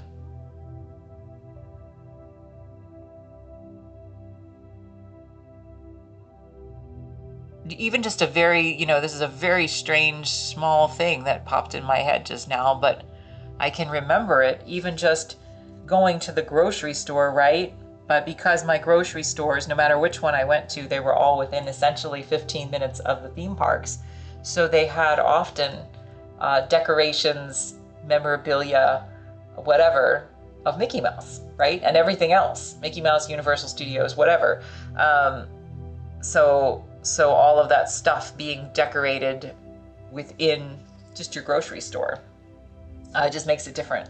Makes it very colorful. I will say things like the grocery stores and stuff, little stores, they definitely went all out for their decor, trying to, you know, make things much more interesting, particularly at the holidays for the visitors who were coming to town. Even something, you know, as simple as I realized this a couple weeks ago. My husband and I were talking, you know, because we were talking about like the cookies and stuff. The grocery stores around the theme parks often had many finished baked goods and platters and whatever that were ready to go. You might have a small section in your grocery store locally here that has like a little section of stuff that you can grab and go, but there it was like giant, because so many people, you know, there's tens of thousands of people working in the theme parks.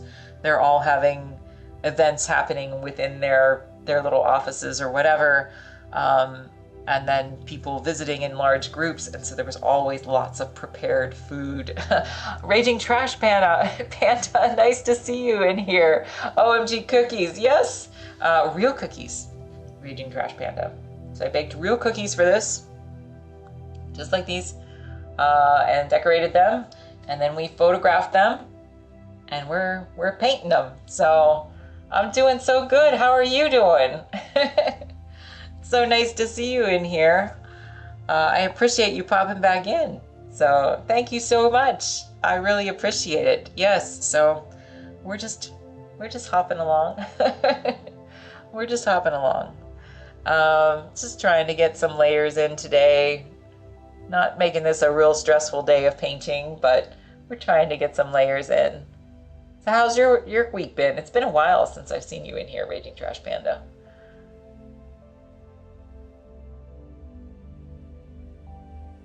We talked about this, but could you really pretend you took the cookie out of the painting and the color and volume were so spot on? Thanks very much. I really appreciate it. Doing good working on your art as you are painting. So what are you working on, Raging Trash Panda?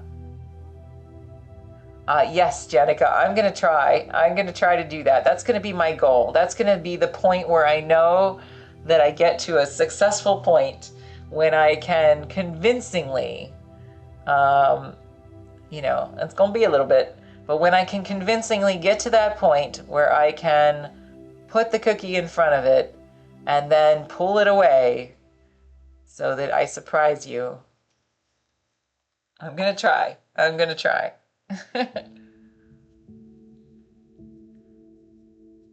And by the way, I love that, again, Raging Trash Panda saying working on Raging Trash Panda's art while I am working. I love that. I love knowing that people are out there working on stuff too. So, Janica, you'll be watching. Yeah, I hope so.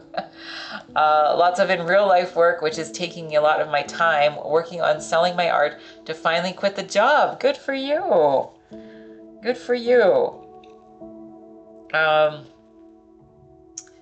Do you want to share what kind of projects that you're working on? Or if you have any links that you would like to share as well?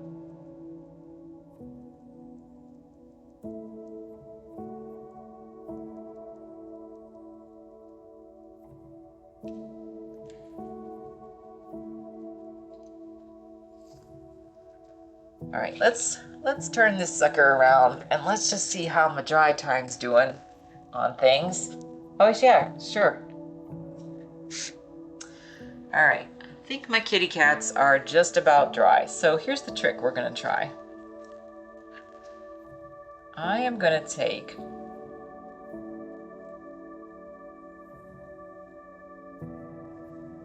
just a very thin layer. Try to find the right brush for this. Here, we'll try this one.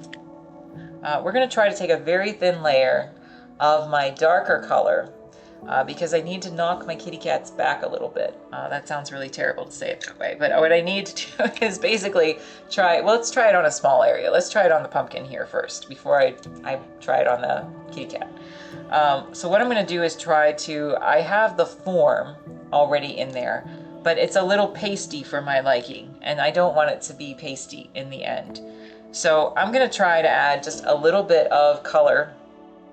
One loss is enough, I know. For anybody who doesn't know, I dropped apparently one of my kitty cat cookies at some point and crushed it under my feet somewhere in the last week, and I didn't realize it. So yeah, we've lost one kitty cat. Janica's pointing out. Good space for co-working. You've also been painting. I'm so glad, Freakmeister. That sounds just like what I want. Just to know that everybody is hanging out and working on stuff and, you know, all chatting with each other. I love that. So thank you very much. And again, anybody who's just popped in, if you don't follow Freakmeister, please follow Freakmeister because he is an absolutely amazing, amazing animal artist, animal portrait artist. So please go follow Freakmeister. So I'm going to try. Let's just see. We're going to test it. I might just try it with a tiny bit of blue and just see how I feel about that. I don't always know if this will work. So like I said, we're going to test it. We'll test it on a small area first. And really this is mostly to remove the pastiness, but to preserve the dimension. So thank you for sharing the link, Raging Trash Panda. So I will check the link later on. Kim is actively restoring the balance of human art production in the world. No, of course, Freakmeister. You are incredibly, incredibly, impressively gifted. So I definitely want people to go and see your work and hang out with you when you stream as well. So thank you, Janica, for that. And this one is some of your finished project. Oh, okay. So you're adding an Instagram link as well. Very cool, Raging Trash Panda. I will check that at the end of the stream because again, I'm still afraid that I'm going to break the stream if I try to look at links right now since my husband sets all this up for me. But we're just trying to get rid of the pastiness in here. So that's what I want to do. I want to not cover it up. I just want to knock it back just a little bit. So I'm doing that with adding a lot of my acrylic glazing medium. And yeah, I think that will work well. So I'm gonna just take another brush. I'll take that one. I'm gonna take another brush and try to just kind of, again, soften this whole thing. So I get clicking on the links in stream is especially tricky when working traditional. Yeah, because I've got like brushes in both hands and I'm trying to hold stuff. So he did set it up for me, Raging Trash Panda. So I technically have the ability to do this, but I have not practiced with it yet. And so yeah, I will get to it eventually. But at least Janica looked at your work. So yeah, the goal of this if this works, is really just to get rid of the pastiness, and also to put another top coat on here that I can soften so that it looks more realistic. So again, I eliminate these brush strokes. So let's try it on the kitty's tail. And you can see it's going on really, really thin, right? I'm not trying to get rid of all of this color in here. I'm just trying to tone that pastiness down just a little bit.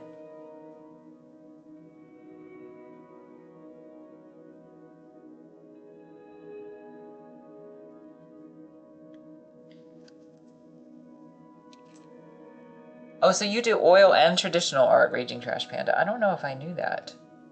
It's both oil and traditional. That's very cool. Again, I'm going to just soften this out.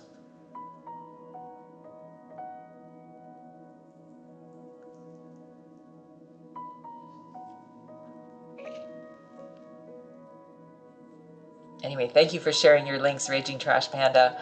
And anyone who is in here is welcome to go and click on those links. And then, of course, follow Freakmeister as well. So again, I'm going to just come in here and put this glaze on. You can see it's not eliminating anything, right? We're not ruining the kitties, Janica. We're just knocking them back a little bit. Just a little bit. Just enough to get rid of that pasty quality. I do that sometimes when I do anything that gets too light. I just take a little bit of glaze of whatever color I need and just go right over top of it with a lot of glazing medium. And that way I can knock it back from its pastiness, but I still preserve all of the dimension that I've achieved at that point. And this allows me then to go in with another layer or two of better highlights that will allow me to bring that out a little better. So again, I'm just going to take a little bit of glazing medium. You couldn't be possibly ruin anything even if you tried. I was just being a rat because, you know, kitties. I know I don't want to damage the kitties. And I'm sure that I am quite capable of ruining things, Danica, but I try to be super positive and pretend that I can't, right? I can always fix it. I always say I could ruin it, right? But I will never get it to a point where it's unfixable. I can always fix everything. So eventually I can fix it. Might take me some time, but... So again, I'm just kind of going in here, rotating my brush with a little bit of the glazing medium. Now it's kind of knocked this kitty back a little bit.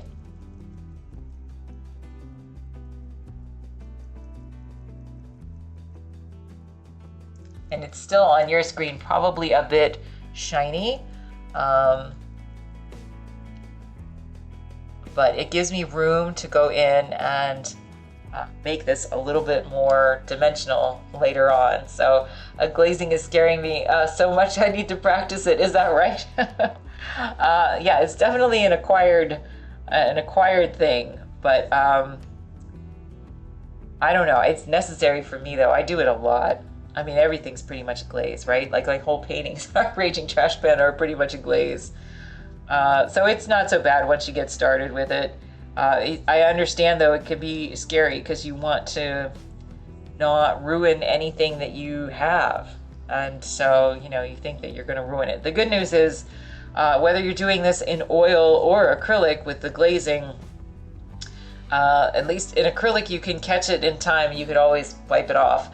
And in oil you can essentially do the same thing as long as your layers are dry underneath. So good to practice maybe on something that's not your like heart and soul painting, like on something else. That's always good. All right, let me just see here. So let's try this on this kitty too.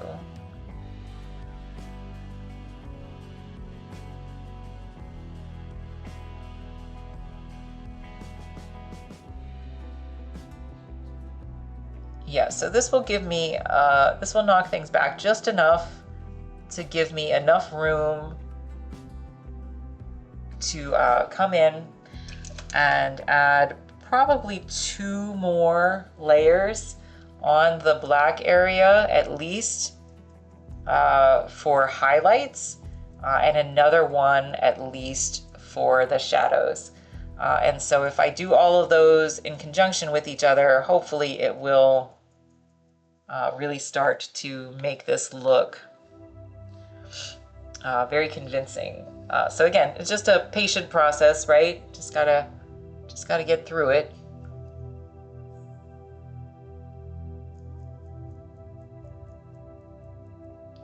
I'm gonna add just a tiny bit more black to that. And I say black, but it's not really black. This is a black that I mixed. You'll practice it on a small canvas with random art. Yeah, that's the best place to do it. I mean, I showed like when I transitioned, especially from acrylics, or excuse me, from oils to acrylics years ago. I showed in here a couple weeks ago some of my art, and it was not good. And you can see that I did not understand glazing at that point. I just didn't. And I did glazing in oils too, but I did not understand how to adapt it to my acrylics. And when I started painting in oils, you know, I didn't understand how to do it there either. So everything just takes practice and time. And you know, not everybody has to do this. Like we were saying earlier, Freakmeister, like everybody can make art, you know, in their own way. There's not one single way to make it. But it's good to like learn different ways, and then maybe you want to adapt pieces of it to even certain situations, right? Be right back cleaning kitchen. No worries, Janica, I appreciate it. Freakmeister, I have a couple of test canvases for such occasions. Is that right? For things that you want to experiment with? That's a good idea. I have like, well, you can't see it right now, but let me see here. I have a board behind me that, behind here. Let's see here. Back in here. Well, I can't really show it.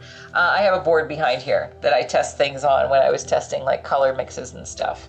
So you're just gonna have to take my word for it because I can't scoot it out in the way right now. Two masters of painting reality together. I know, right, Phil? I appreciate it so much. You inviting Freakmaster over here. He's been a joy to talk to today. So that is really, really nice. And Raging Trash Panda says, I love seeing improvement with artworks throughout the years. I don't know if that live stream is still up, Raging Trash Panda, but if it is, you might want to go back and check it out because it's definitely me showing all of that, all of that bad stuff to get to the good stuff. So anyway, so everybody should welcome Phil in. Phil is another super amazing artist. So now I'm amazed to have all of these wonderful artists in here with me today, which is really, really nice. So please follow Phil on here. He's a wonderful streamer. We're both newbies on here, but now you can follow Phil and you can follow Freakmeister, and D Sadie was in here earlier, so lots of wonderful artists. So but yes, I appreciate so much, Phil, you popping in and you sending Freakmeister over, because we did figure out that he does turn his canvas just like me, or does turn his painting service just like me. Just want to lean this forward. So that I did. Little face. So we're just trying to kind of knock these colors back just a tiny little bit with a little bit of glaze so that they're not so pasty.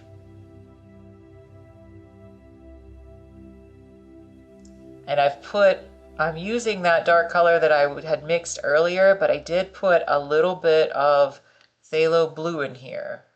So it just has a little bit of a bluish tint.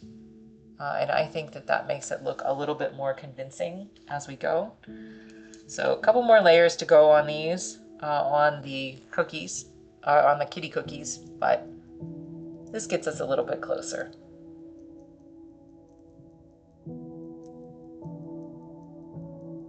How have your streams been going, Phil? Because I saw you were live. I don't remember if that was today or yesterday, but I didn't get a chance to pop in. 2 peas in a pod, not too Excalibur, but thank you for the push. You're too humble, Phil. Phil is always too humble. So again, process never ceases to amaze me. Thanks, Phil. Well, right back at you, because again, Phil is too humble. Phil has almost 30 years of experience in the gaming industry as an artist, and so you really need to follow Phil over on his channel. So please do that, because his work really is pretty mind-blowing.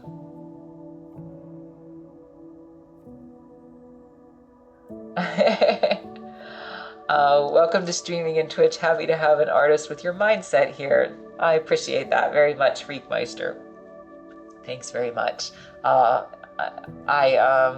happy to be here, and it's really been. I've said before, I didn't know what to expect, because my husband thought I should do this, and I really didn't know what to expect. But it's been immensely a wonderful surprise to know how many wonderful artists are on here and how supportive everybody is of each other. So Phil says, yeah, I was on a chunk of yesterday in parallel alongside Mihaly, as he was doing his first 24-hour stream. 24-hour stream, how'd that go?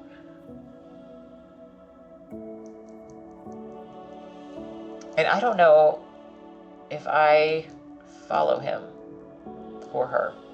I'm not sure.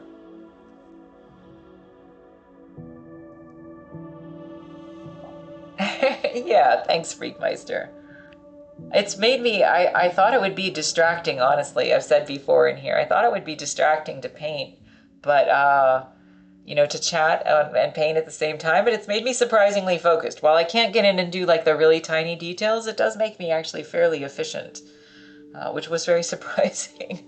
Managed to miss a raid as was taking a break, so a bit of facepalm moment. Need to find the lockout function folks have mentioned to stop people raiding in. Went away. Well, that's interesting. I've wondered if that would happen.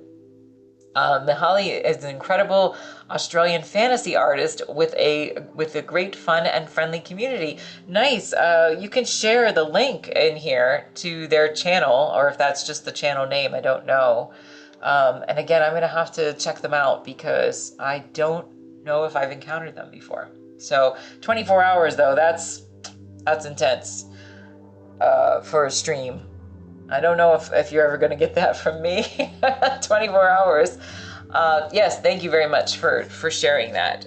Yay Old Artsy Tavern. I do think that you have mentioned that to me before in here. So we're going to have to check out Mihaly's stream. So I'm just going to hop down here to these little kitties here. We're going to mix a little bit more of this color.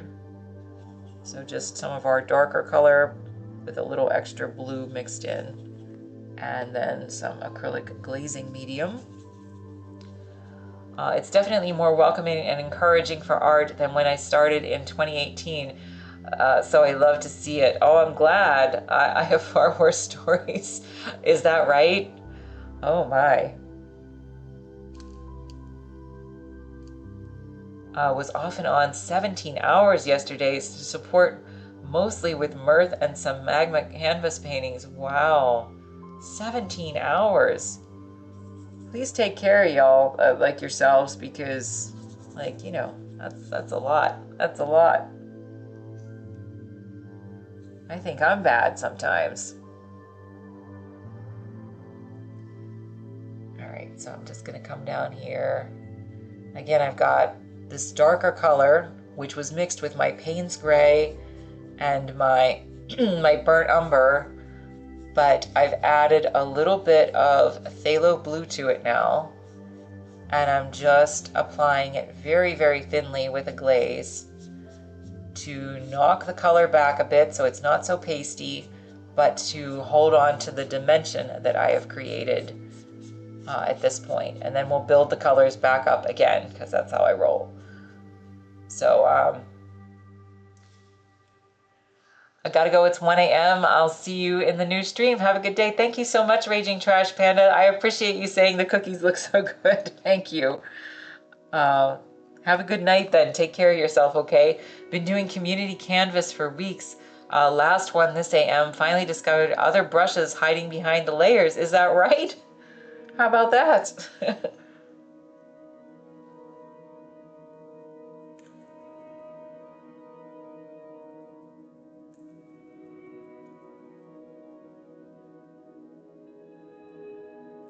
I'm just taking a little bit of medium and trying to more evenly disperse this, just so I eliminate, I'm kind of turning my brush so that I eliminate my brush strokes in here.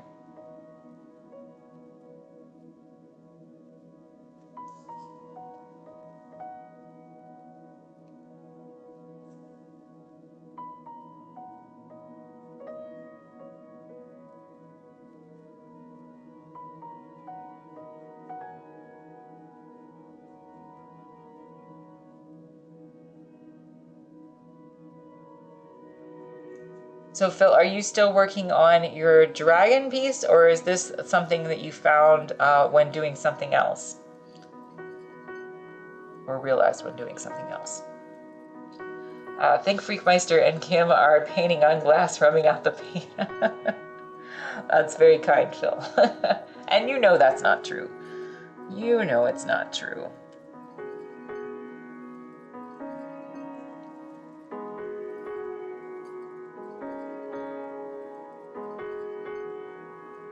So I find, by the way, just, for anybody curious, I said I'm gonna work on these little faces outside of the streams because I want to make sure that I get them right and accurate, and I can't really do that from this distance. But just so you know, I will often kind of, especially like these tiny features, things like this, I'll just paint right over them with my glaze layers and come back and refine them later. It's not worth me going around and trying to like work everything out before I've come in to finish that. It's just me, pulling your legs, but you're both so amazing as in real life painters. I appreciate it. I appreciate it, Phil. I always appreciate the kindness.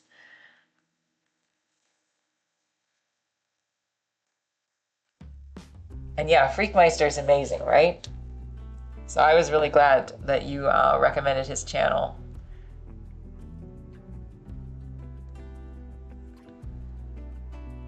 All right, so again, I'm just gonna take this, just glaze right over this, just to knock out a little bit of this pastiness. It's a very, very thin layer.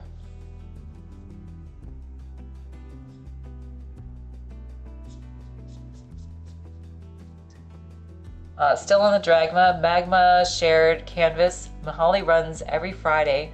Ran one for the 24-hour stream about painting with the same brush. Oh, okay.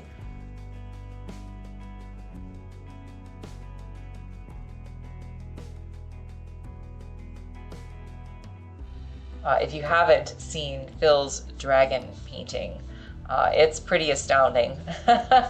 So again, he's too humble when he's in here, but it is really very, very astounding. And again, he has decades of experience in the gaming industry, so y'all need to go check out Phil's channel. Just going to take a little bit of medium on here again and just kind of, again, dampen this. I can see that my, I think that my screen's not quite right because this looks very, very dark, but in my reality here, there's actually a lot of curvature to this. So hopefully by the end of it, I will get the camera finally in the right position so that when I finish, finally, that you will be able to see it for what it actually is. That'd be nice. In case you folks aren't aware, Twitch auto-opted everyone into AI. I saw an article about that, Phil. Yeah, I think my husband turned off mine already for me. But yes, I saw that article when I turned on my computer this morning. But yes, thank you for sharing. And for anybody else who doesn't know, you do have to go in and opt out of their AI scraping. So, yeah. So just make sure you do that if you're a content creator. I guess you don't have to, but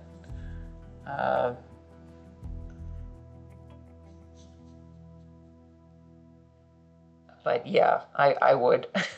So.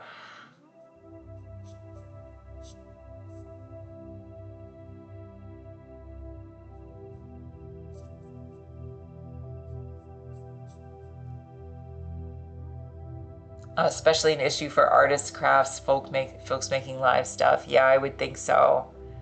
So yeah, probably best for everybody. You know, I didn't understand that, why companies all do that as the default. But, you know, it is what it is. So I've tried to turn that off as many ways as I can with my social media stuff. But just a good thing to be aware of.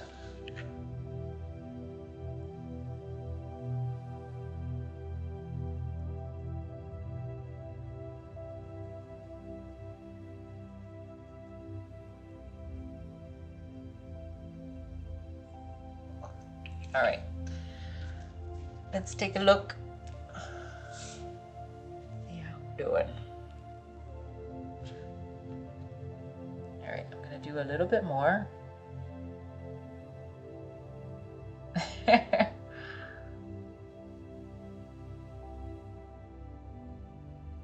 I know, right, Freakmaster?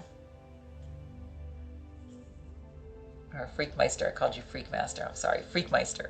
Yeah, I understand.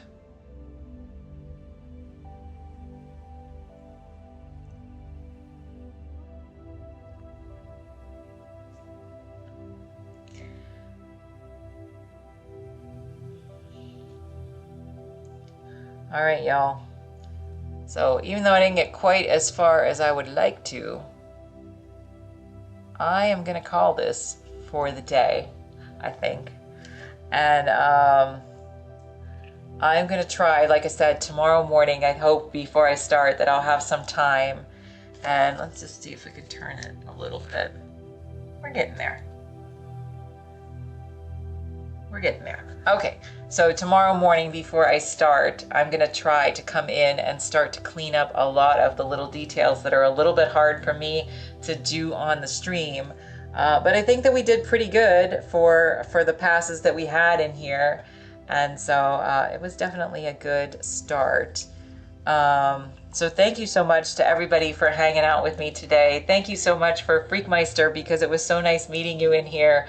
I really, really appreciate it. Janica and Cupie, of course, for being in here, and Raging Panda, and Raging Trash Panda, and I can't M and everyone else who is in here today, and Phil, of course, for coming back. But yes, I'm gonna scroll back through and just see everybody, because I'm sure I'm like leaving people out. But anyway, it's so nice for all of you to be in here. Amy, I know you're out there, so please take care of yourself, and Solar, for take care of yourself as well. Anyway, so thank you so much to everybody. I'm gonna go ahead and send you over to somebody else so you can have a wonderful evening with another wonderful artist on here, and I will see you back tomorrow, hopefully around 2 p.m., and we'll continue on with this, okay? So thanks so much to everyone. I hope you have a wonderful, wonderful evening. No, Phil, no worries. My gosh, you've been on streaming your own stuff for like many, many hours. You don't have to apologize to me. Freakmeister, thanks for sharing your talents with us. That's very kind. I really appreciate it. And yes, please follow Freakmeister and Phil, D. Sadie, and everybody else who's all the wonderful artists on here. So anyway, thank you so much. And yes, I'm going to go out to my garden, so that's something to look forward to. Hope that I see you guys tomorrow, and we'll send you over to somebody good, okay? Thanks so much. Bye.